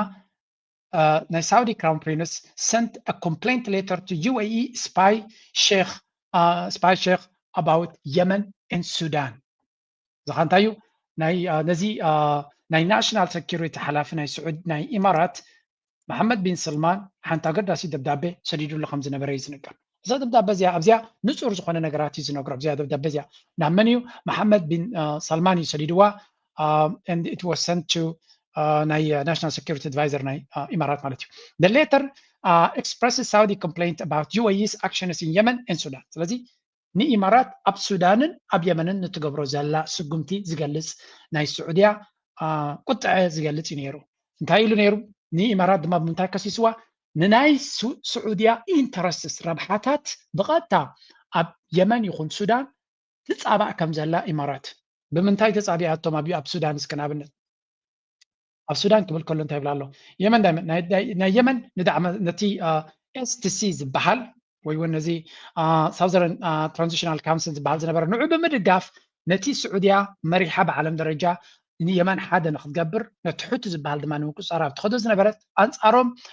ንውሽጣዊ ረብሓ ወይ እውን ፀቢብ ረብሓ ናይ ኢማራት ብዓብዪ ግን ረብሓ ናይ እስራኤል ማለት እዩ ነቲ ጉዳይ እቲ ተፍርሶ ከም ዘላን እዚ ድማ ቀይ መስመር ምዃና ነጊራቶም ኣብ ሱዳን ክኸውን ከሎ which is the most important part ንዓና ማለት እዩ ኣብ ሱዳን Saudi Arabia is frustrated with UAE support for MBS criticized UAE's backing of the Rapid Support Forces RSF ማለት እዩ in Sudan Saudi Arabia views this as a destabilizing Sudan and complaining regional diplomacy the letter suggests Riyadh is weary of Abu Dhabi's growing footprint in Sudanese affairs ስለዚ ኣብ ጉዳይ ናይ ሱዳን ድማ ቁጥዕ ናይ MBS ኣብ ምንታይ ነይሩ ወይ እውን ነቐፌታናቱ ንምንታይ ንዳዕመ ሰሪዕ ትድግፉ ኣለኹም በቲ ዳዕመ ሰሪዕ ወይ እውን RSF ጌርኩም ትገብርዎ ዘለኹም ንሱዳን ምፍራስ ድማ ቃታ ነቲ ዞባዊ ሰላምን ርግኣትን ተፍርሱ ኣለኹም እዚ ድማ በቲ ኣካይዳ ናይ ኢማራት ድማ ልዑል ቁጥዐ ከም ዘለዎ ይገልጽ strategic implications ኣብዚ እንታይ ክኸውን ይኽእል ዝብል ድማ heightens growing rift between Saudi Arabia and UAE ስለዚ ኣብ መንጎ እዚአን ክልቲአን ሃገራት ዝነበረ ሃንደበት ብቁጠባ ገለገለ ከም ዝብሎ ዘሎ ናይ ቁጠባ ናይ ዲፕሎማሲ ናይ ፅልዋ ባእሲ ዘይኮነ ናይ ሃገራዊ ድሕነት ስዑድያ ሃገራዊ ድሕነት ናተይ በቲ እንደራ ናይ ኢማራት ይትንከፍ ኣለኹ ብዝብል ኣርእስቲ እዩ ስለዚ እዚ ጉዳይ እዚ ኣብ ዝለዓለ ደረጃ ተበፂሑ ክልቲአን ሃገራት ብኩሉ መኣዝን ኣብ ምትፍናን ኣትየን ከም ዘለዋ እዩ ዝንገር ዘሎ እዛ ደብዳቤ እዚኣ ኣብ ጉዳይ ናይ የመን ኣብ ዝነበረሉ እያ ተሰዲዳ እዩ ዝበሃል ስለዚ እዚኣ ፅቡቅ ጌርኩም ኣስተውዕልዋ እዛ ደብዳቤ እዚኣ ኣብዚ ቀረባ ሕጂ ዳያ ወፂያ እምበር ሕጂ ተፃሕፈት ኣይኮነትን بخلا زراربا دحرز صحف زي إمارات زقبرتهم calculations انتهي بحالالو هذا كابو أب إثيوبيا تقبر زلا intensive زخونة جنبار ني دعم سريع زخون أب بنشانغول جيراتو زلا معسكر ناب إيرترا زقبر زلا كينات ويو ناب تقرأي قصص خي زلا كينات كل زحج mobilization تقبر زلا إمارات تحرزل دبزي زخان تمالتيو يس كاب أب يمن بحيلو تيخان لغا تقبل له أب سومالون بديبلوماسي جيركا كاب أب سومال أو تيخان لغا السعودية مالتيو كمون تركي فاين أب سودان أي واتسني سعيلكم تراي وتصوني سترايقنا يكون بتنتري فران زلوا كاردتات بفلاي دما بلصقنان ابنا بيده بمهلا بوغيره ربحاناتي بحيلي كرغاغسي سدما هذا ابقى بحري ادل زبال سلازي بلوم حجي السودان بورسودان كملسينا زبل حلميه بلوم ناب سودان دارغاتي كوينات ناب دارفور يوريد زلو زين بورسودان غصون كمصو زولو تخلو صبيبي جبتي ابيدم يلا سوماليا سومالي لاند يري ولو بكل منقد كبدنا هوني مصالو سلازي ኤርትራ በይና ከላ ምስካል ከይገበረት ከላ ነዚ ዝመውት ዘሎ ብልጽግና ሂዘ ኣብ ኤርትራ ገጻይ ዘይፍትን ክገብር ዘይኮንስ ዘይፍትን ይመስል ስለዚ እዚ ናይ ተብተብ ኩናት ንሪዮ ዘለና ናብ ሰሜን ገጹ ኣካል ናይ ምንታይ ንሪልካ ካብዚ ዝብገስ ምዃኑ ኢና ንርኢ ዘለና እምበር ከምዚ ስለ ዝኾነ ድማ ነቲ ኩነታት ኣቃሊልካ ክረአ ዘይብሉ ዝበሃል ዘሎ ኣቃሊልካ ክረአ የብሉን እዚ ኩናት ተብተብ እናበሉ ዝገብርዎ ዘሎ ወላ ኩሉ ሚድያታት ዝዛረበ ዘሎ ኣጀንዳ ካበይ ዝብገስ ምዃኑን ንምንታይ ዕላማ ክግበር ይፍተን ከም ዘሎን ንምንታይ ዋጋ ይኽፈል ድማ ዝግደሰሉ ሓይሊ ክህሉ ከም ዘይክልና ንርኢ ዘለና again እዚ ኣቃሊልካ ምርኣይ ዋጋ ክኽፍል ዝኽእል ኮይኑ ይስማዓኒ ኣነ ብርግፅ ኤርትራ ኣቃሊላ ክትሪኦ ትኽእል እያ ነዚ ጉዳይ እዚ ክብል ኣይክልኒ ግን ኤርትራ ድማ ነቲ ተፈጢሩ ዘሎ ሓጓፍ ናይ ዲፕሎማሲ ተጠቒማ ከምቲ ዝድለ ዓበይቲ ዲልስ ክትገብር ብዘይምኽኣላ ከም ኤርትራውያን ስምዓና ቅሬታ ኣሎ ግን ንሱ ድሓን ንኻልእ ግዜ ክንገድፎ ክንፍትን ኢና ናው እዚ ከምዚ ኢሉ እናሃለዎ ከሎ ነቲ ኩነታት ናይ ስዑድያ ሓንቲ ነገር ጥራይ ክወስኸልኩም ደልየ ነይረ ኣቤላ ኣብ ካልእ ግዜ ከምፃልኩም ክፍትን እየ ቢካዝ እቲ ጉዳይ ናብ ሱዳን ገፅና ሽፍቲ ክንገብሮ ኢና ምክንያቱ ልክዕ እዚ ናትና ጉዳይ ኣብ ሱዳን ብሓዊ ዝትግበር ዘሎ መጀመርያ እቲ ዳዕመ ሰሪዕ ለንቀነ ቦታታት ማዓስከራት ቀይሩ ኣበይ ኣበይ ይረአ ኣሎ ንምንታይ ዕላማ ካብኡ ይረአ ኣሎ ክንርኢ ክንፍትን ኢና መጀመርያ let me give you this one ለንቀነ ደሰንብድ ንሪኦን ንሰምዖን ዘለና ድራማታት ማለት እዩ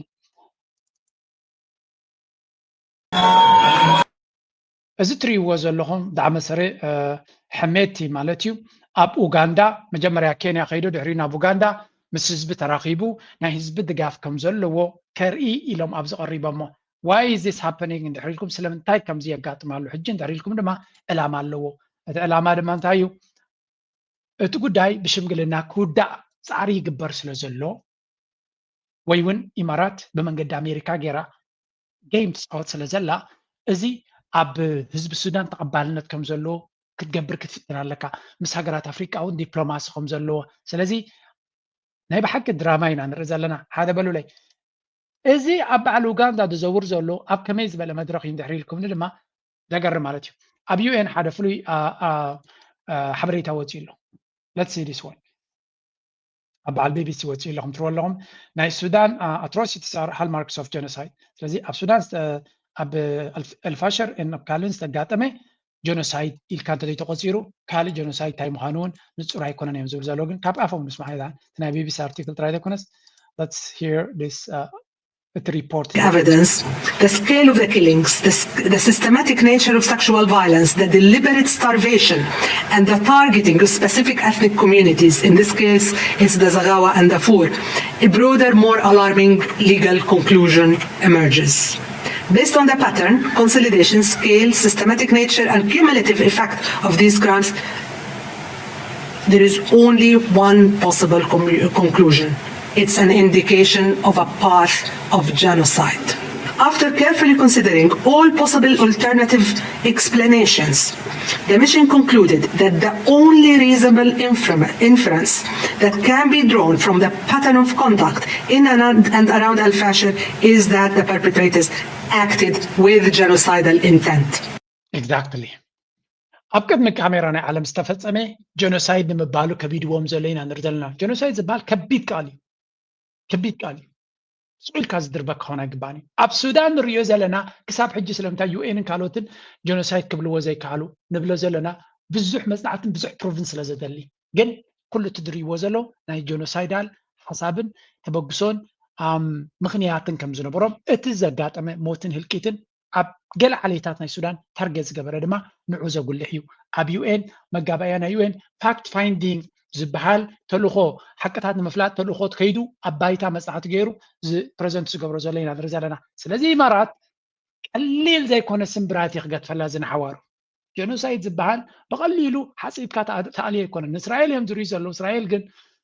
ሓደ መንገዲ ኣለዎም ግን እቲ ኢማራት በዚ መንገዲ እዚ ኣብ ዓለም እንታይ ዓይነት ሽም ክረክብ እዩ ኣብ ከመይ ክነብር እዩ ንግዜኡ ንገድፎ እዩ ስለዚ ብዩኤን ደረጃ ጉዳይ ናይ ሱዳን ጀኖሳይድ ንክበሃል ኣብ ዝቐረበ ደረጃ በፂሑ ኣሎ ሓደ በሉ እዚ ከምዚ ኢሉ ኣሎ እቲ ኢማራት ዝፃወተሉ ዘሎ ጌማ ንርኢ ኣለና ካልኣይ እቲ ጉዳይ ብየማንን ፀጋምን ከዓ እቲ ሚድያ ንዑ ይዛረብ ዘሎ for example there is this let me give you this report is escalating beyond the battlefield and Washington is now directly stepping in. The United States has accused Sudan's rapid support forces of carrying out a campaign of ethnic killings, torture and systematic sexual violence after the fall of al-Fashir. Now, in one of the strongest moves yet, Washington has imposed fresh sanctions on 3 senior RSF commanders. كم تري ودلهم كابز قتلنا دما اتي أمريكا بمنجد بوليتيكا ناتا ممعدار دونالد ترامب نسلستا كالات كم تري وزلهم ني بقدا تقطع جميل له اتزقرم ازوم تقطع عمزلو ابتي فايل ناي تريجر ناي أمريكا ناي إمارات ايدي زلوهم ባንክናቶምን ቁጠባናቶምን ኣብ ኢማራት ከም ዘሎ እዩ ስለዚ ኢማራት ክንምንታይ ኣብዞም ዓበይቲ ኮማንደራት ጀኖሳይድ ዝፍጽሙ ዘለዉ ገንዘቦም ኣብ ኢማራት ክጥቀሙ ሂወቶምን ብኣይዲ ናይ ኢማራት ክንቀሳቀሱ ኣፍቂዳትሎም ከም ዝነበረት ይዝርአ ዘሎ ስለዚ ኢትስ አ ማተር ኦፍ ታይም ምስ ግዜ ምናልባት ዶናልድ ትራምፕን ገለን ይሽፍኑሎም ኣለዉ ግን it will be at some point ምስቲ ናይ ስዑድያ ናይ ቀጠር ናይ ቱርኪ ናይ ካልኦት ሓይልታት ዝገብርዎ ዘሎ ፀቕጢ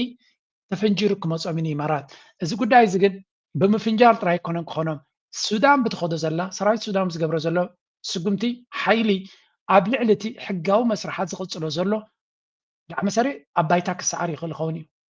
ኣብ ባይታ ጥራይ ምስ ተሰዓረ ዘይኮነ እቲ ተፈጢሩ ዘሎ ገበናት መመሊሱ እናተጋለፀ ኣብ ዝኸደሉ ዘሎ ነታ ዓነቶም ሕሜት ዶ ገለ መለ እዚኣቶም ፈርገደም ለንቀነ ጥራይ በዓሉ እቲ ሕሜት ዝበሃል ናይ ኮሎምቢያ ዕሱባት ከም ዝጥቀም ነጊሩ ኣሎ እዚ እቲ ሓቂ ካብ ግዜ ናብ ግዜ እናተጋህደ ይመፅእ ኣሎ ትጭብጢ you can hide ንዝተወሰነ ግዜ ክትሓብእ ክትንኩል ክትሃልጥ ትኽእል ትኾን በት for long term ነዚ ነገራት ጠጠው ከተብሎ ኣይትኽእልን ኢኻ ምክንያቱ ኩሉ ነገር ኣብ ሓፂር ግዜ ክሸፋፍኖ ትኽእል ኢኻ ኣብ ነዊሕ ግዜ ግን ሓቂ ምውፁእ ስለ ዘይተርፍ ኣበዩ ኣብ ሓደ I'm gonna show you there was this report ንሱ ድበዓሉ ነቲ ጉዳይቲ ኣብ ዘለኩም በዓሉ ተኣሚኑ ለለንቀነ ማለት እዩ احنا عشان نكون صادقين قول انا جبت لي 10 كولوم بدل فنيين بتاع المسيرات يعني شنو؟ قول بتاع المسيرات يعني شنو؟ قول جبته ما قول جبته كولوم دي ما مرتزقه انت جاي كم مرتزقه قالوا في كولومبين ስለዚ በዓሉ እውን ተኣሚኑ ኣሎ ኮሎምቢያውያን ተምፁ ይብሉ ግን ነቲ ቴክኖሎጂ ነተን ድሮናት ክዝውሩልና እዮም ዝብሉ ዘለዉ ግን ብመሰረት ሓበሬታ ናይ ኣልያንስ ፍራንሳ ዘውፅኦ ድማ ክሳብ 2500 ዕሱባት ካብ ኮሎምቢያ ከም ዝተቆፅሩ እዩ ዝግለፅ ደሞዝ ናቶም ድማ ክሳብ $4,000 ብሕብራት ኢማራት ዓረብ ብዩኤኢ ከም ዝኽፈሎም እዮም ዝንገሩ ስለዚ እዚ ኩናት እዚ ሱዳናውያን ንኢማራት በብዙሕ ነገር ክኸስዋ ከም ዝኽእሉ እዩ ዝንገር ብዓብዩ ግን እቲ ቁሩብ ተስፋ ዝህብ እንታይ እዩ ሱዳን ኣብ ፖለቲካ ናይ ኣሜሪካ ንመጀመርያ ከምዚ ዓይነት ቆላሕታ ክትረክብ ምኻላ እዚኣ እንታይ ዘርእየካ እቲ ፖለቲካ ናይ ኣሜሪካ ካብቲ ዝነበሮ ናይ ሎቢ ናይ ኢማራትን ናይ ገለን ፀቕጢ ናይ እስራኤልን ፀቕጢ ወፂኡ ግለሰባት እውን እንተኾነ እገዳ ክገብር ተጀመረ ምክንያቱ እቶም እገዳ ተገይረሎም ዘሎ ሰባት መበገሲ ናቶም ኢማራት እዩ ኣገይን ኢማራት ክንምንታይ ኣብቲ ጉዳይ ኢድ ከም ዘለዋ ዝገልፅ ስለ ዝኾነ it's a matter of time ብፍላይ እዚ ሚድ ተርምስ ዝበሃል ብኸመይ ክረአዩ ኣብኡ እውን ንኢማራት ፅልዋ ክፈጥረላ ዝኽእል ኣጋጣሚታት ክህሉ ይኽእል ይኸውን እዩ በዚ ኮይኑ በቲ ኤርትራ ኣብዚ ጉዳይ እዚ እንታይ ዝምልከት ኣሎ እንድሕር ኢልኩም ዳዕመ ሰሪዕ ምስ ግዜ ብብልሽውናን ብካልእን ኣብ ዝዕተተሉ ግዜ ويون بجنوسايد بخالنا بزعتتلو زعتتلو وان ويون دسعرلو وان terrorist organization كبحالي terrorist organization دحر تباهيل دما مسو زخون يكون كتساتف يتخن لها دعم سرع زبهال تتسعيرو قليل يكون كون مسو تتعاليم ويون كم ناي terrorist organization تتباهيلو نبل ني إمارات بلتقنا تراي كترفو السودان بعبيو تهاجر بلتقنا أبا زرلون كيمتا كالي سلازي اتو كنتات شعو بمولاتها إثيوبيا تبال كبير يكون معناته تركو بتحادة كمون قبسي سعودية أب سوماليا تيوم اللو جبتر لو متعرف إيرترا أجين نفس هذا خالات ياجد مسكالو دماديل كتكبر تخليها السودان قبسي سعودية بحدا له سلازي كند من تاي يتبلتقنا انسركلت كون كم زخل مسجزية إنا نرزال لنا بزو قداينا السودان دما شلل لنا خنريو نخل نقر أيقونن السودانويان فتحك رغبو تكونتاتنا السودانويان مفتحك ركب دما دارجاز بس إيرتراوي زمنيون زدليوني نحنا إيرتراويان بقاتا زتنكفنا أرستون سلو زخون زي واتا ولاون بتزاورك نبلاين خلينا بزي أجير ناس كنا السعودية قدام مد To Abu Dhabi. Abu Dhabi is a small district of Riyadh. The Emirates and the Israelis are now very, very close. How does Saudi Arabia see that alliance? What are the dangers to Saudi Arabia of that specific alliance? What we have been watching Abu Dhabi doing in many Arab countries, and certainly in Yemen, is an implementation of this strategy. They were really, as I call them, the Trojan horse of the Israeli ambitions. They started in Libya, just after the toppling down of Gaddafi. Libya at the time needed unity, needed reconstruction. كم تري وزر لهم زي عبي بلوتيكيانا سعودية زنبرية عبد الملك كان زكبرو انترفيو انتهي زبل زلو إمارات إسرائيل بحدو قينوم يمسرح زلو سعودية دما بخمي تريون زبل عرستي تورجان هورس ويون إتهام حبئت فرس ويون إسرائيل تي أبي إمارات شفينها تصفح فزلة مع عرب دما تبرس زلة أب ليبيا سوريا يمن السودان يونيميت إذن حقرات فرسا زلوا سوماليا كلاتهم حقرات عربيهم إسرائيل دما مفرسنا حقرات عربية تدلي أكن إسرائيل بعلات قبروج أو جوتنا على فترة لا دما بعرب تزاربن إسلامويت هاجر زغونت إمارات جرم كقبرو وخلو perfect سنة قبر له مالو سلازي إزي جايمزي سبك فلت الله يبلله مودتها نزار سزي بزيا كومنتار خنودو جيوبوليتيكاዊ መንሓንሕቲ ዝረኣዩ ሓይልታት ኣብ ቀርን ኣፍሪቃ ፖለቲካዊ ዲፕሎማስያውን ወተሃደራውን ለውጢ ሰላልፋታት ኣስዒቦም ኣለዉ እቲ ኣብ መንጎ ስዑድ ዓረብን ሕቡራት ኢማራት ዓረብን ዝቕፅል ዘሎ ወጥሪ ከም ኢትዮጵያ ኤርትራ ሶማልያ ጅቡትን ኬንያን ዝኣመሰላ ሃገራት ነቲ ኩነታት ክጥቀማሉ ወይ ድማ ንዝመፅእ ለውጢ ንምምካት ፃዕርታት ይገብራ ኣለዋ እዚ ከዓ ንሃገራት ዞባ ነቲ ግጭትን ምስኡ ተተሓሒዙ ዝመፅእ ለውጥታትን ንምግጣም ብኸመይ ከም ዝሕዝኦ እውን ንኸሰላሰላ ደሪኽዎን ይርከብ ቢቢሲ ሞኒተር ኣብዚ እዋን እዚ እቲ ዞባ ዘለዎ ኩነታት ብምፍታሽ ምንቅስቓሳት ሃገራት ቀርን ኣፍሪቃ ንወግዓዊ መግለፂታትን ምስ ግዳማዊ ሓይልታት ዘለዎን ዝምድናን ዝምልከት ትንታነ ኣብ ዝሃቦ መብርሂ እታ ብጉዳይ ህዳሴ ግድብ ምስ ግብፂ ኣብ ውጥጥ ትርከብ ኢትዮጵያ ናብ ኢማራት ገፃ ክትፅጋዕ ከላ ኤርትራ ድማ ምስ ስዑድ ዓረብን ግብፅን ትስለፍ ምህላዋ ተንቲኑሎ ንሎሚ ኣብዚ ጉዳይ ንተንታን ፖለቲካ ዓብድራሕማን ሰይድ ኣቡ ሓሽም ኣዘራሪብናዮ ኣለና መጀመርያ ናይ ስዑድያን ናይ ኢማራትን ዘሎ ቦንሲ ወይ ከዓ ውድድር ብሓደ ጎኒ ምናልባት አርቲፊሻል ይባል ይካልዩ ማለት ሱር ሰደደ ስትራቴጂካዊ ውድድር አይኮነን በትኻል ወገንካ በሸነኽ ኢማራት ምስ እስራኤል ጥቡቅ ዝምድና በመግባር ናታ ባዕላዊ ክልታው ዝኾነ ርክባት ኣብ ምስናዕ ተረኺባላ ማለት ይቅሳብ ሕጂ እዚ ኣብቲ ጂሲሲ ዝበሃል ጥምረት ሓዲሽ ተበግሶ ወይ ከዓ ሓዲሽ ተርእዮ ይባሃል ይካሊ ብሓፈሹ ካልኣይ ምዝት ኣሳሲሩሃ ኢማራት ምስ ስቴት and non state actors እናተባሃሉ ዝፍለጡ ሓይልታት ካብ ኢማራት ወፃኢ ካብ ዞባ ወፃኢ ኣብ ሰሜን ኣፍሪካ ኣብ ምዕራብ ኣፍሪካ ኣብ ቀርኒ ኣፍሪካ ምንቅስቓሳት ክትገብር ተራያን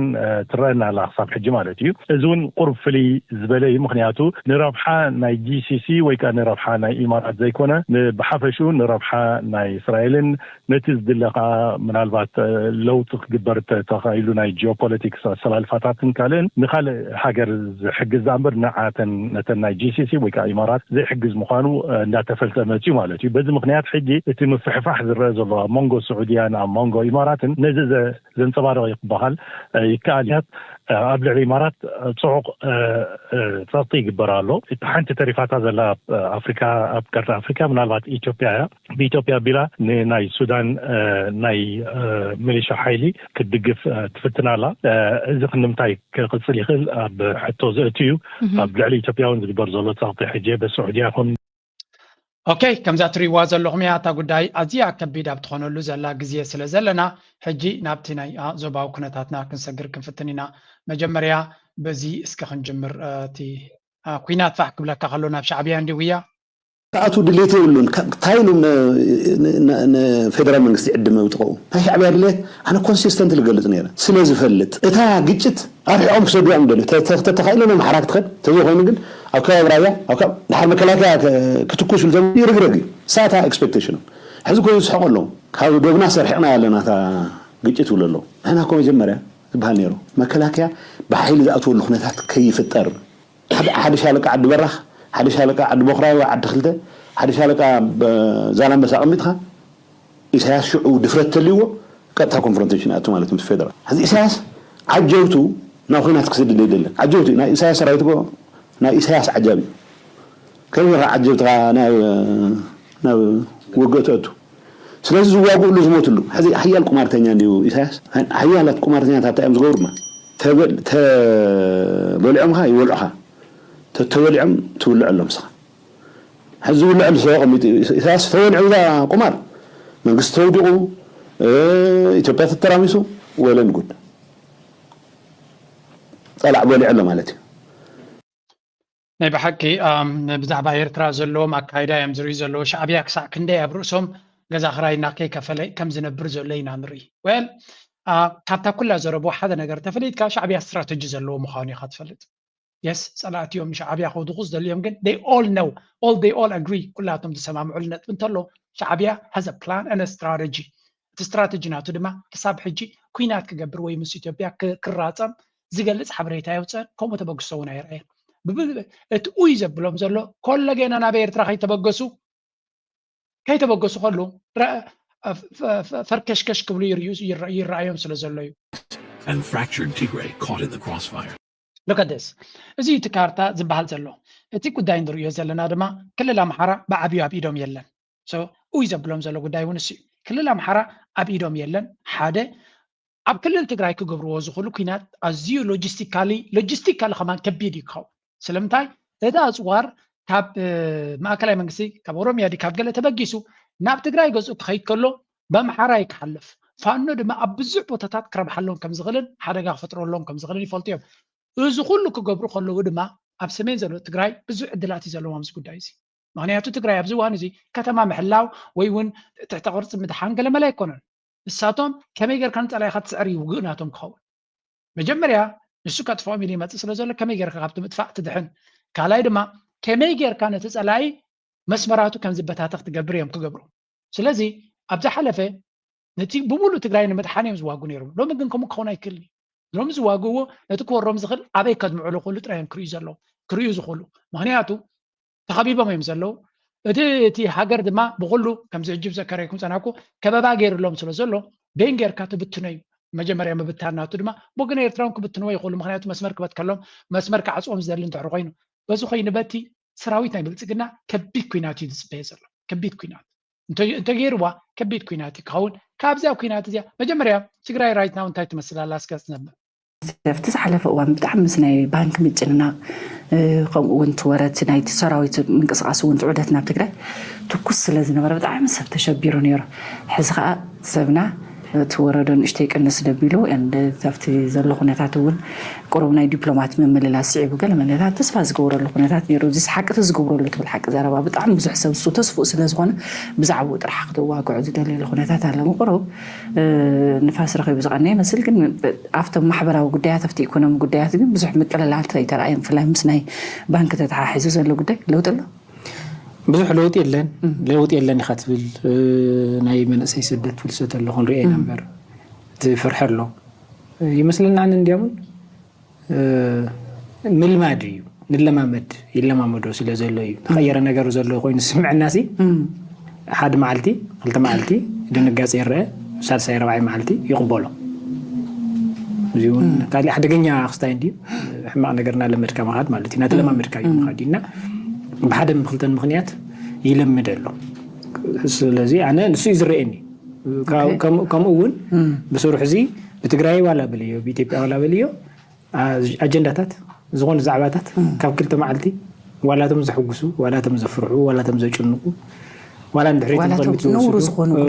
እውን ናይ ማዓልታት አጀንዳ ይኾኑ ዋጭዋጭ ትብል ትግረም ወይ ተሐዝን ካው ትገድፎ ትርስዕ ካው ምንም ከም ዘይተፈጠረ ድማ ቶም ጥፋት ዝገበሩ አካላት ይኹኑ ካልኦት ይኹኑ ከጣሐሱ ይትርእሎ ሓላፍነት ክወስዱሉ كبزات ريوا زلو هون تي كونتات اب تግራይ ዘሎ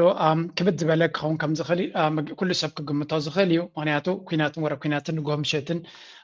ብፍላይ ወላ ትቀርና አፍሪካ ሙሉ ንሕና ኤርትራውያን እውን እንታይ ጽቡቅ ረኺብና ኣለና ምክንያቱ እቲ ታዲድን ኩናትን ወረ ኩናትን ንጎምሸትን ኣብ ዙርያና መዓልታዊ ነቲ ኤቭሪዴይ ላይፍ ናይ ኤርትራዊ ይኹን ናይ ቀርና አፍሪካ ተቐማጢ ዝጸሉ ኩነታት እዩ እቲ ሕማም ድማ ምንጭናቱ 4 ኪሎ ይዘሎ ኣብን ካድረታቱን እዩ ምክንያቱ ኣቢ ዕድመ ስልጣኑ ኣብ ኩናት ሓትሕት ጥራይ ክነብር ዝኽእል ኣብ ኩናት ናይ ተዝቢ ንሓትሕዱ ናባልዐ ክነብር ይኽእል እዩ he already told his plan አንዋ ሓቢሉ ቀድማ ቢሉ ሲ ፕላን ናቱ ነጊር ነይሩ እዩ ገነ ከነበሌሱ ይንቀምኑ ወልመንጫሱ ወለጂሱ ወልጥቄሱ ወልጨብሱ ኑጋ ኦሮሞ ይችን እጁ ላይ የገባችን እድል ማጣት የለበትም። ጠላቶቻችን እኛን ለመስበር ከኛው ውስጥ ኦሮሞን ነው እየፈለጉ ያሉት። ጠላቶቻችን ቢላይዘው ወደኛ እየሮጡ ነው። ህዝባችን መንቃት ያለበት ጊዜ ቢኖር አሁን ነው። ሚሶሙ ጅጅረሙ ሶቀቡ ኦሮሞን እንታይ ዝብሎም ዘሎ ኦሮሞ ኣብ ህዝቢ ኦሮሞ እንዲክሕባ ኦሮሞ ዕድመ ስልጣንኩምን እታ ህዝኩማ ዘለኹም ዕድልን ካብ ኢድኩም ክትወፅእ ቀሪባ እያ ስለዚ ካብ ሕጂ ተበገሱ ካብ ሕጂ ሓፊልኩም ንስልጣንኩም ንስልጣነይ ተዋግኡ ምክንያቱ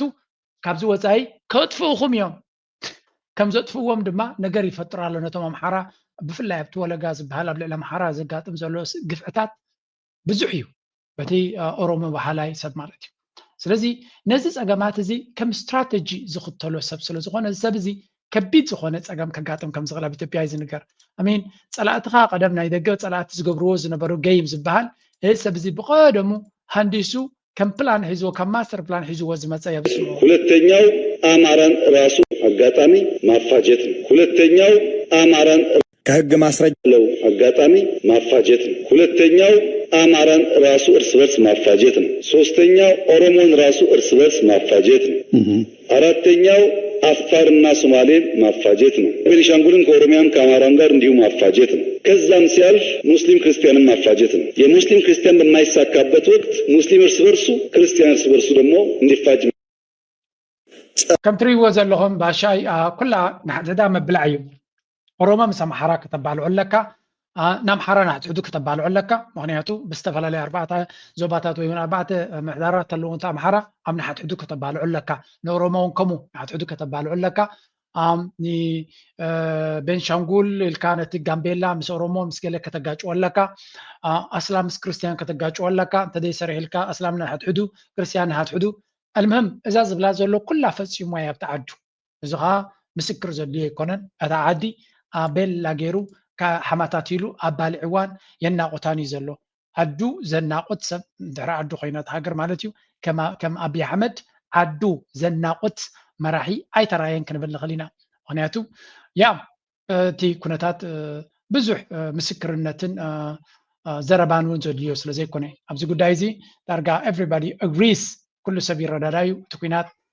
ከመይ ይቕፅል ከም ዘሎን ኣብይ ኣሕመድ ዝገብሮ ዘሎ ገበና ድማ ኣብዚ ቀድሚት እውን ኣርእየኩም ነይረ የሚወጡ መረጃዎች ማ ከተማ በማድረግ ወደ ማጀቴ ቀበሌ ተንቀሳቀሰ ሲሆን ልዩ ቦታው ቻይና ካምፕ በተባለ ቦታ ላይ የአጼ አምደ ጽዮን ኮር ከፍተኛ ጥቃት ፈጽሞበት መፍረሱን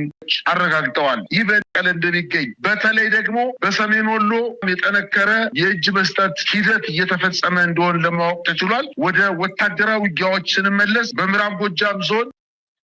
መቸም ፋኖ ኣብዚ እዋን እዚኣ ነዛ መድረክ እዚኣ ተጠቂሙ ዕላማታቱ ከሳልጥ ተዘይኪሉ ከምዚ ዓይነት ወርቃዊት ዕድል ከጋጥሞ ዝኽእል ኣይኮነን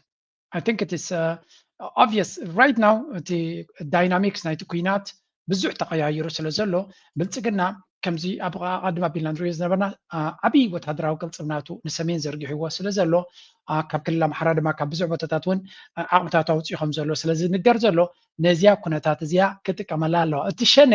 መፅኡ ነቲ ኩነታት ክቅይሮ ይኽእል እዩ ክንብል ክብድ ዝበለ እዩ ምክንያቱ እቲ ሸነ ዝበሃል ዘሎ ኦሮሞ ስለ ዝኾነ ዋላ እውን ነቲ ስርዓት ናይ ብልፅግና ክስዕሮ ይደሊ እንተሎ ግን maybe ኣብ ውሽጦም እውን ገይም ክህልዎም ይኽእል ይብል ኣሎ ብዛዕባ እቲ ኩናትን ወረ ኩናትን ጀዋር ሓንቲ ንውሕ ዝበለ ፅሕፍቲ ፅሒፉ ነይሩ እንታይ ኢሉ ፅሒፉ መስለኩም no more war ኩናት ዝበሃል ኣንጻር ኩናት ደው ክንብል ኣለና ኢሉ ኣሎ ቅድሚ ሕጂ I oppose the war in ኦሮሚያ ኣብ ኦሮሚያ ዝካየድ ዘሎ ኩናት ነዊሕ እዋን ተቃዊመየ ካብ መጀመሪኡ ኩናት ናይ ኦሮሞ ጠጠው ክብል ሓቲተን ተቃሊሰን እየ I oppose the war in ትግራይ and spoke ነቲ ኩናት ናይ ትግራይ I oppose ኩናት ናይ ትግራይ ክጅምር ከሎ አንጻሩ ጠጠው ኢለ ኩናት ከምኡ ድማ ዓብይ ኢለ ብዝከኣለኒ መንገዲ እቲ ኩናት ንኸይጅመር ተዛሪበ I oppose the conflict in Amhara before it broke out ኣብ ኣምሓራ ብልፅግናን ኣብይ ኣሕመድን ክኣቱ ከለውን አንጻሩ ተዛሪበ እዚ ኩናት እዚ ረብሓ የብሉን ክግበር የብሉን ኢለ ተዛሪበ and I warned at that time that rushing to coercively disarm the regional special forces and FANO without sufficient reassurances would lead to conflict. ስለዚህ ተቀላጢፍካ ነቲ ፍሉይ ሓይሊ ናይ ኣምሓራ ከምኡ ነቲ ፋኖ ብረት ከተውርዶ ምሕሳብ ጌጋን ናብ ካልእ ፀገም ክወስድ ከም ዝኽእልን ስለዚ ቀሲልካ ክረአ ዘሎ ምዃኑ ነጊረ ነይረ and now ሕጂ ድማ እዚ ኩናት ንሰሜን ገፁ ዝግበር ዘሎ ዓብይ ዋጋ ከኽፍለና ስለ ዝኽእል ሕጂ እውን ክንጥንቀቕ ኣለና እየ ዝብል ዘለኹ today I stand firmly against the dangerous push toward another war in the north and I raise my voice once again in warning ስለዚ ሕጂ እውን ድምፀይ ዓቢለ ንሰሜን ገፁ ዝብገ ዘሎ ኩናት አንጻሩ ጠጠው ብላ ኣለዎ ክግበር የብሉን ሓደገኛ ኩናት ይብል ኣለዎ that position is fully consistent እዛ position እዛ መርገፅ ናተይ ቀፃሊ ተመሳሳሊት ይብል ኣለዎ with the principle that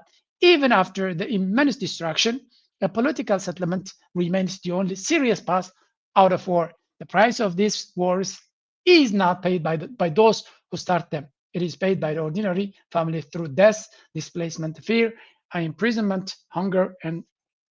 lost features. ታይዝ ብል ዘሎ እዚ ኩናት ካብ ኩናት ክመፅእ ዝኽረብ ሓየለን ኩሉ ዓይነት ምፍልላይ ብፖለቲካ መንገዲ ማዕለበ ክረክብ ዘሎ እቶም ንኩናት ዝጅምሩ ዘለዉ ሰባት ንሳቶም ኣይኮኑ ዋጋ ናይቲ ኩናት ዝኸፍልዎ መንዳ ተራ ሰብ እዩ ተራ መንእሰይ ሂወቱ ይኸፍል ተራ ስድራ ቤታት ንብረቱን ሂወቱን መነባብሩን ሓደ ሓደ ግዜ ድማ ዓዱን ዓውዱን ገዲፉ ኣብ ፈቐዱ ንኽነብር መፃኢ ናይቶም ንኣሽቱ ድማ ከምዚ ፀልመት ይገብር ስለዚ ንኩናት ዝጅምርዎን ነቲ ኩናት ዝመርሕዎን ንሳቶም ኣይኮኑን ዋጋ ናይቲ ኩናት ዝኸፍሉ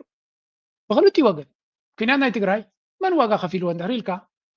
እቶም ናይ ትግራይ ኢሊት ዝነበሩን ካልኦትን ተመሊሶም ኣብ ሂወቶም በዓል ፃድቃን ገለመለ ትሪቦም ኣለኹ ሓሸውየ ይፃወቱ ኣለዉ እቲ ተራ ዝሞተ ሰብን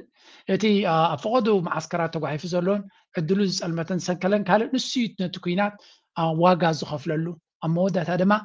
ኩናት ምስ ሓለፈ መሬት ምስ ፀሃየ ጥራይኻ ነቲ ኩንነት ትፈልጦ ስለዚ ጀዋር ብእዋኑ ሕጂ እውን ኣበርቲዑ ኣንጻር ኩናት ጠጠው ብላ ኣለኹ ክብል የዋፅኦ እዩ ድማ እዚኣ ድማ ንነዊሕ እዋን ፖለቲካዊ ካፒታል ድማ እያ እዚኣ ምክንያቱ እዚ ኩናት ዝሓደገኛ እዩ ማንም ሰብ ድማ ጠጠው ንኽብልን ንኸይግበርን እዩ ዝደሊ ዘሎን ዝፅዕር ዘሎን ስለዚ ኣብዚኣ እዋን እዚኣ ፅሩይ ትኽክለኛ መርገፂ ሒዙ ይኸይድ ስለ ዘሎ ጀዋር ዕዉት ይክኸውን እከዝ ጀነራሊ ፖለቲከኛ ብሱል ዲኻ ይብሱሉን ኣንጻር ኩናት ጠጠው ምባል ብልሒ እዩ ብዘይገድስ እንታይ እቲ ምክንያት ኣንጻር ኩናት ጠጠው ክትብል ኣለካ ንኣብነት ከም ኤርትራ ንሕና ዊ ዶንት ዋንት ዋር ኣነ ኩናት ኣይደልን እየ እቲ ኩናት ንእሽተይ ክፋል እውን ንድግፎ ንብል ዘለና ክወረና ስለ ዝመፅእ ዘሎ ምስ ግዜ ከጥፋኣና ስለ ዝደሊ ዘሎ ጥራይ እንድሕር ከምኡ ኮይኑ ዝተርፍ ነቲ ኩናትካ ንሱ ይጅምሮ ስለ ዘሎ ግብረ መልሲ ክወሃበ ይግባእ ኢና ንብል ዘለና እምበር ኩናት ናይ ኤርትራውያን ከም ኤርትራዊ ኮይንካ ኩናት ክትምና ይትኽእልና በሰላ ናይ ኩናት ክንዳና ዝፈልጦ ኣብ ዓለም የለን ክንዳና ዝፈልጦ ኣብ ዓለም ንበሰላ ናይ ኩናት የለን you tell me maybe ሰባት 3 ዓመት 2 ዓመት 4 ዓመት ሪኦም መኾን እዮም we have seen this for years ንዓመታት ንዘበናት ኢና ሪእና ዘለና ቃንዛ ናይ ኩናትን ስቃይ ስለዚ ኩናት ዝደሊ ሰብ የለን ንምባል ጀዋር ድማ ፅቡቅ ገይሩ መርገፂኡ የነፅር ኣሎ ማለት እዩ ተጋዳላይ እዚ ምስኦም ዝነበረ ኣብ በረኻታት ትግራይ ምስኦም ዝተሰቀየ መናእሰያት እዮም TDF ዝበሃሉና TDF ንምጥፋእ እውን ልዕሊ ኣብይ ኣሕመድ ድሌት ዘለዎም ሕዚ ኣብይ ኣሕመድ ኣብ ሚድያታት ወፂኡ ምዝራብ ሓዲግዎ እዩ ልሳን ከፊቱ ኣሎ እና ንኸምኡ እየ ታየምፅኦ ከመይ ከምዚ ክኸውን ክኽእል ክኢሉ ንምባል እዚኣ ሓቲተካና ኣታሒዝና ጎዲፋይ እንትን ምስ ሻዕብያ መንግስቲ ብምሕባር ዝምለስ ሕቶ ህዝቢ ትግራይ የለን ዝብል ጭሖ መሳሊት ነገር እውን ነይራ ኣፍዲኣና ሲጀመር መንግስቲ ትግራይ ምስ ሻዕብያ ኮይነ ሕቶ ህዝቢ ትግራይ ክምልስ እየ ኢሉ ድዩ ኮይኑ እታ ፅምዶ ብዝደለይዋ መንገዲ እዮም ዝትርጉምዋ ዘለውና ኣብዚ መንግስቲ ፌደራል ህዝቢ ትግራይ ሰላም ተኮይኑ ምስ ጎረባብቱ ታይ ለሕመም ነገር ነይዎ እንጻድቃን ታይ ዘሕመም ነገር ነይዎም ሰላም ናይ ህዝብን ህዝብ ርክብ ተተጀመረ ንምንታይ መድረክ ብዘግነዩ ቁጥሪ ማይክ ብዝሓዙ ቁጥሪ እዛ ነገር እዚኣ ንምንታይ የልዕልዋ ማለት ትውልድ ዘለኽ እንዲ ዝኸውን ዘሎ ሕዚ ሻዕብያ ኮይንካ ዝምለስ ሕቶ የለን ኢሎም ኣነ ብክልተ ኣንግል እየ ዝርአ ህዝቢ ትግራይ ምስ ፌደራል ኮይንካ ግን ኣሎ ምስ ፌደራል ኮይንካ ዝምለስ ሕቶ ኣሎ ኮይኑ ድዩ እዚ ህዝቢ ትግራይ ናው ተነጻጽርቲ የለን ክነጻጽረኒ ኢና ግን ንሕና መኸት ህዝቢ ትግራይ ውዕሊ ፕሪቶርያ ክፍፀም እናተበደልና እውን ሰላም ኢና ንልምን ዘለና ዝኾነት ንፃፍ ነገር ፅንቀቕ ናይ ሰላም እንተልያ እውን ሕገ መንግስቲ ግልፂ ትውዕሊ ፕሪቶርያ ግልፂ እዩ ግደፍ ሰላም ይኣክል ኢና ዘለና ምክንያቱ ተበዲልካ ተወፂዕካ እውን መስዋዕቲ ክትውስኸሉ ስለ ዘይግባእ ካብዚ ወፃኢ ግን ተወዲራ ትተርፍ ብሓፈሻ ከም ንሪኦ ዘለና እቲ ኣብ ትግራይ ዘሎ ሰብ ነገራቱ እናነፀረ እዩ ዝመፅእ ዘሎ ኣብ ከምዚ ኩነታት ከሎ ግን ነዚ ይመስል ኣብ ጎኒ ህዝቢ ትግራይ ኣይንስለፍን ምስ መንግስቲ ኢትዮጵያ ተሰሊፍና ኣብ ልዕሊ ህዝቢ ትግራይ ንዝግበር መጥቃዕቲ ክንድግፍ ኢና ኢሎም ኣዲስ ኣበባ ኣትዮም ኣለው ኣብ ትግራይ እናሃለዉ እውን ዘድልየና ኩሉ ስራሕቲ እናሰራሕና ኢና ፀኒሕና ብፅንዓት ይኹን ብኩሉ ክንገብሮ ንኽእል ሰራዊት ምብታን ዝግበር ስራሕቲ ህዝቢ ንምብታን ሓድነት ህዝቢ ትግራይ ፋሕ ንምባል ኩሉ እናገበርና ፀኒሕና ኢና ሕዚ ናብዚ መፂና ኣለና ኢሎም ብዝሃብዎ ፀብፃብ መሰረት ዓብይ እንግዶት እዩ ናይ ድራር እንግዶት ተኻይዱ ኣሎ ተስፋይ ንጉስ ባዕሊቱ እዩ ፅሒፍዎ ዘሎ እቲ ስርሖም ወዲኦም ኣብ ትግራይ ዝገብርዎ ዝነበሩ ስራሕ ቃልሲ ወጊኖም ናብዚ መፅኦም ኣለዉ ኢሉ ባዕሊቱ እዩ ነጊርና ዘሎ ክቡራት ተኸታተልቲ ናብ ትግራይ ኦንላይን እንኳዕ ድሓን መፃኹም ክብለኩም ይፈቱ ከም ንሪኦ ዘለና ናይዞም ሰለስተ ጀነራላት ነብሱ ዝኸኣለ ዓብይ ኣርእስቲ ኮይኑ ዘሎ ትግራይ ኣብ ኣገዳሲ መድረክ ኣብ ዘላትሉ እዋን ከም ትሪእዎ ዘለኹም ሓደ ካብቲ ዲያስፖራ ናይ ትግራይ ኩናት ንኸየጋጥም ዳግማይ ኩናት ንኸየጋጥም ኣብ ዝፅዕረሉ ዘሎ እቶም ጀነራላት ትሪእዎ ኣለኹም ስርሖም ወዲኦም ማለት ምስ ብልፅግና ብታሕቲ ታሕቲ ክገብርዎ ዝነበሩ ስራሕ ኩሉ ወዲኦም ናብ ምንታይ ንመፅእ ኣለና ይብሉ ናብ ብልፅግና ብወቅዒ ስለዚ ካብቲ ናይ ጎቦ ንፃወቶ ዝነበርና ናብቲ ቀጥታዊ ተራ ክንፃወቶ ንኽእል ናብ ኢና መፂና ዘለና ይብሉ ነዚ ድማ ብዙሕ ሪኣክሽን እስክወሃበ ይሰማዕ ኣለኹ ምክንያቱ ብርግፅ ድማ ከምኡ ሕቶ ክኸውን ዘለዎ ብርግፅ ይርእይዎ ስለ ዘለዎ ብፍላይ እቶም ምስ ብልፅግና ሰፊሮም ዘለዎ ዝገብርዎ ዘለዎ ዝሓለፈ ኣብ ኣዲስ ኣበባ ኣብ ዝነበረ መድረክ ተረኺቦም ንብዙሕ ሰብ ኣዝዩ ኣጨቃጫቂ ዝኾነ ጉዳይ ነጥቢ ኣልዒሎም ነይሮም ኣጨቃጫቂ ዘይኮነስ ሕርቃን ማለት ኣጨቃጫቂ ዝገብሮ እንታይ እዩ ንኣብነት ሕዚ ኣጨቃጫቂ ዝገብሩ ሞያዊ ትንታነ ዝህቡ ሰባት ኣለዉ ማለት ኩናት ሲ ይትንትኑ ንኩናት ክትንትኑ ከለዉ ማለት ኢተማጆር ሹም ይኮኑ እንዲዮም ነይሮም ከመይ ገይሮም ከምዚ ዓይነት ንዚ ኩነታት በዚ ልክዕ እዚ ይግምግምዎ ማለት ሓፂር ንእሽተይ መስዋዕትነት ስለዚ እንታይ ማለት እዩ ሓደ ብግልፂ ሓደ ሚስጥር እኒዎ ካብ ሳሙራ ንዓቐብ ካብ ዮሃንስ መንጋግ ንዓቐብ እኹል ዝኾነ ሚስጥር ካብ ጌታቸው ንዓቐብ እኹል ዝኾነ ሚስጥር እኒሄዎ እንታይ ማለት እዩ ኣብቲ ኢትዮጵያ ክተዋፈሮን ክትገብሮን እትደሊ ዘላ ኩናት ካብቶም ግንባር ቀደም ኮይኖም ዝመርሑ ዘለው ወሰንቲ ሰባት ሓደ ኮይኖም እዮም ስለዚ ካብ ምንታይ ተወጊሶም ካብ ገምጋም ካብቲ ገምጋም ናይቲ ውግእ ዝመርሕ ዘሎ እዮም ኢሎም ብበላያበል ወይ ከይዶም ብምምኻር ወይ ካብ ዝኾነ ግምት ተወጊሶም ኣይኮነን ዋግዕ ሕዚ ሓደ ንምንታይ እዮም ከምኡ ዝግምግሙ ኣለዉ ማለት ሓፂር መስዋዕቲ ውሕድ حزي أوزي جنرال صادقان أبي كي إلترا خيترفه ببعد من يرام كأو مسيم النساء ني صورنا كل سبب فورتو تاريخ سلزغنا إني جنرال ودي شبر جمانيات إلى مزخصصلو وجن يرحى كده بصون معرو مرشنتي قال لهم خمس نورو بس حاجة زي الزرب بزغونه ناي صادقا ጉዳይ መወዳታ ስለ ዘይብሉ ቶም ተጋሩ ኩላቶም ተዛሪቦም ለለው ሕጂ ናብትናይ አድና ጉዳይ ክሰግሪና ተኮነታት አዝዩ بعرب خطر يوم زبلوه تكونتات ناي تግራይ ዘሎ ኣብ ከምዚ ኩነታት ድማ ፖለቲካዊ መመቃል ናይ بحق زحزن እዩ it's really sad ዘለዎ ኩነታት ድማ ኣምላኽ የትሕኖም ክብል ይደሊ ናብ ኤርትራ ገጽና ክንሰግር ከለና በዚያ እስከ ክንጀምር መጀመርያ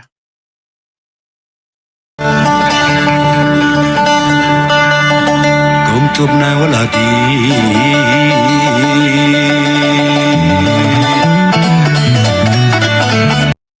سينما أديس أبابا زنبرة سينما ناقفة yes a very good progress كسابة بزخونة سرح نبتصح أنا مس مايكو ريكوردز زقبرة سرح نابزي كمز كفتني I hope ما بحكي دس بل سرح هاد سرح زولا بيرترا مايكو ريكوردز كبر لنا ما بحكي تسرح ناتو بتقدس النت دسرح زلو مس أبوشت زلو منقستي እናተሳነየ ገለ ካፕተን ብሉፃት ምኽርታት ናቱ ዝበለኒ ኤርትራ ብዙሕ ፀገም ከልዋ ይኽእል እዩ ሓንቲ ካፕተን ፀገም ወሲድካ መፍትሒ ምንዳይ ድማ ኣነ ኣብ ኣሚነ ብዓቕመይ ይሰርሕ ኣለኹ ብምባል ሓንቲ መልሲ ፅሒፉለይ ተስፋ ንገብር ኣብ ካልእ ግዜ ብዝበለፀ ዝኾነ ነገር ምስ ሃለዎ ክነብለሉ ግን ስራሕ ናይ ማይክሮ ሬኮርድስ ኣዝዩ ዝተባባዕ ኣብነታዊ ስራሕ ወላውን አይነው ገለገለ ሰብ ነገራት ናይ ምስትንዓቅ ባህሪ ይርየ ኣብ ኤርትራውያን ኣብዚ ደገ ዘሎ ፍላይ ናብቲ ደንበ ተቃውሞ ደገለ ዝበሃል ሓደ ከይበልካ ክልተ ይትብልኒ ኢኻ እዚ ግለሰብ እዩ ከም ግለሰብ ዝሰርሖ ስራሕ ድማ ክብሪ ክንህብ ኣለና ኢንዲቪዥዋል ኢኒሽቲቭስ እዮም ድማ ዓበይቲ ነገራት ዝፈጥሩ ብርግፅ ዓበይቲ ነገራት ክመፁና ንምና ኢና ማለት ኩሉ ነገር በብንእሽተይ ነገር ክብፅሕ ይኽእል እኳ እንተተባሃለ ዓበይቲ ነገራት ንክግበሩ ድማ ምሕላም ገበና ኣይኮነን هذا كابتي نوح وان حزب ኤርትራ ዝፅበዮ ዘሎ ከም በዓል ዚኣቶም ዝኣመሰሉ እዚ ፕሮጀክት እዚ ተወዲዩ ካልእ ፕሮጀክት ክትካእ ብሳልሳይ ፕሮጀክት ራብዓይ ፕሮጀክት ክትካእ ካብ ንደልዩ ቀፃሊ ቪድዮታት ካብ ኤርትራ ይወፅእ እቲ ፕሮግረስ ናቱ ድማ ቀሪቡ ንሰምዕ ኣለና ኣይ ሪሊ ሆፕ ሓደ መዓልቲ ኣመዛዘሚ ይበፅሑ ነገራት ክጅመሩ ከለዉ ቀሊል ክኾኑ ይኽእል እዩ ክትውድኦም ምኽኣል ግን ከቢድ ብድሆም ምዃኑ ፍሉጥ እዩ ስለዚ ኤርትራ ካብዚ ሰጊራ ናብ ፕሮግረስ ገፃ ክትመፅእ ናብ ዝበለፁ ተቅርፃዊ ይኹን ካልኦት ዓይነት ስራሓት ዝውዳኣሉ ዘመን ክንመፅእ ድማ ተስፋ ንገብር ካብኡ ከይወፃና ከለና ሓንቲ እዚኣ እውን ራእዩ ነዛ ቪድዮ እዚኣሲ ሓደ ኤርትራዊ ፖስት ገይርዋ ነይሩ እታ ፅሕፍቲ እትዮም እንትኾኑ እርዲ ዝብል ይውፅዋ ነይሩ ልክዕ ከምቲ ቻይናውያን ኣብ ሂወቶም ነቲ ግሬት ዎል ኦፍ ቻይና ዝበሃል ሓደ ግዜ ክነግድዎ ዝደልዩ ወይ እውን ኣመንቲ ምስልምና ከተወዳድሮ ይትኽእልና ግን ኣመንቲ ምስልምና እውን ኣብ መካ ሓደ ግዜ ሕጂራ ክገብሩ ትምኒት ዘለዎም ከምኡ ድማ ኤርትራውያን ንሱ ከወዳድሮ ኢለ ይኮንኩ ግን ኤርትራውያን እውን ሓደ ካብቲ ማንም ኤርትራዊ ኣብ ሂወቱ ክበፅሖ ዘለዎ እንተሎ እዚ እምባ ደንደን ወይ እውን እዚ ግንባራት ናይ ነቕፋ ከም ታሪካዊ ቦታ ተሰሪሑ ምስቲ ኣኽራናቱን ምስቲ ድፍዓቱን ተሰሪሑሉ ድሮ ይስራሐሎ ኣብ ዲያስፖራ ዘሎ ጥራይ ዘይኮነስ ኩሉ ኤርትራዊ ክበፅሖ ዝኽእል እዩ እቲ ዘረባ ድማ ኩሉ ግዜ ብግምቲ ኣለ ክትሪኦ ኣለካ ነቲ ታሪክና ምዕቃብ ጥራይ ዘይኮነ ውሽጣዊ ቱሪዝም እውን ንምዝዕቢ ስለ ዝኾነ ለሉ ኩሉ ድማ ከም ከተማታት ከም በዓል ናቕፋፍ ዓበት እዚ ሳሕልሲ ሰፈር ጅግንነት ኤርትራ ዝተወለደሉ ቦታ እንተበልናዮ እውን ኣይበዝሖን እዩ ስለዚ ካብቲ ማእከል ከተማ ወይ እውን ኣስመራ ካብ ከተማ ኣስመራ ርሕቕ ኢሉ ስለ ዘሎ ቁሩብ ትለይ እቲ ናይ ቱሪስት ምብፃሕን ገለን ክጎድሎ ስለ ዝኽእል ነዚ ከም ሓደ ኣገዳሲ ናይ ቱሪስት ሰንተር ጌርካ ናብኡ ገፅካ ዝግበር ነቲ ቁጠባ ናይቲ ሃገር እውን ዓብ ተራ ስለ ዘለዎ ቅዱስ ተግባር ጥራይ ክብሎ ዝኽእል ኣነ ፅባሕ ንጎ እኳ ኤርትራ ከምዚ ትሪእዎ ዘለኹም እታ ካርታ ጥራይ ክርእየኩም ስለ ዘለኹ ኤርትራ ከምዚ ትሪእዎ ዘለኹም ካብ ባፅዕ ቀጥታ ንሰሜን ክሳብ ራስ ቄሳር ዝኸይድ ፅርግያታት ምስ ገበርና ከተማታት ናብ ገማግም ባሕሪ ምስ ገበርና በዓል ናቕፋ ጫፍ ክኾኑ ይኮኑን they're going to be center or at least a very important ቦታ ኮኔን ገማግም ባሕር ስለዝኾኑ ስለዚ ኤርትራ ክሳብ ሕጂ በዚ ጎቶቶ ዝኾነ ጽርግያታትና ስለንኸይ ዘለና ነገራት በዓል ኣቕፋ ርሑቕ ዝመስሉ ዘለዉ እምበር ካብ ኣስመራ ንናቕፋ እውን እኮ ርሑቕ ኣይምኾነን ነይሩ ብፍላይ በቲ ገማግም ባሕሪ ሓደ ምዕቡል ጽርግያታትን ቴክኖሎጂን ታታታቲና ከነታታቱ ምዃንና ካፍሉቲ ገማግም ባሕሪ ኩሉ ግዜ ኣካል ናይቲ ዝምዕብል ክፋል ናይ ሃገር ስለዝኾነ እቲ ገማግም ባሕሪ ምስ ማዕበለ እዚ ሓደ ካብቲ ሰንተር ናይ ንግድን ናይ ቱሪዝምን ክኸውን ከም ዝኽእል እዩ ኣብዛሕተን ከተማታት ናይ ካልኦት ሃገራት ተሪኻዮም ከምኡ እየን ዝመስላ ስለዚ እዚ ኣብ ናቕፋ ዝግበር ናይ ቱሪዝም ናይ ብሓቂ ተባዕ ተበግሶ ኣገዳሲ ተበግሶ ንመጻኢ ናይ ሃገር ድማ እዚ ታሪኻዊ ጅግንነት ተፈጽመሉ ቦታታት ከም ኣካል ውርሻ ንታሪኽና ጥራይ ዘይኮነስ ንቱሪዝም ስዕበት እውን ክኸውን ስለ ዝኽእል ኣገዳሲ ክኸውን ይኽእል እዩ ድሮ ተገይሩ ከም ፕላን ተወሲዱሉ ብዙሕ ይስራሕሉ ከም ዘለዎ ንርኢ ኣለና ብፍላይ እቲ ዲያስፖራ ብዙሕ ግዜ ገለ ካብቲ ናይ ቱሪዝም ምጓዓዝ ናቶም ናብ ናቕፋ ገፁ ምዃኑን ርኢና ኣለና ዋላ ዝበዓል ባድመታት እውን ኣብ ከምኡ ኣትዩ ከም ዘሎ ንርኢ ኣለና ግን ኣገይን ካብቲ ታሪኻዊ መልክዑ ሞር ሞደርናይዝ ተኮይኑ ድማ ዝበለፀ ስራሕ ክኸውን ተስፋ ንገብር ኤርትራ ድማ ናብ ጽቡቕ ገፃ ንኽትከይድ ካብዚ ኩናትን ወረ ኩናትን ዝመፀና ዘሎ ጎደቦና ወፂና ናብ ሰላምን ልምዓትን ግስጋስን ክንከይድ ተስፋ ንገብር ከማ ክብል ይደሊ ናይ ሎማ ኣርእስቲ ኣብዚያ ምዝያ ንእሽተይ ዜማ ድማ ክገድፈኩም እየ ፕሊዝ ላይክ ግበሩ ሼር ግበሩ ይጠቕምን ሓሳብኩምን ድማ ባህናፅ መንገዲ ግደ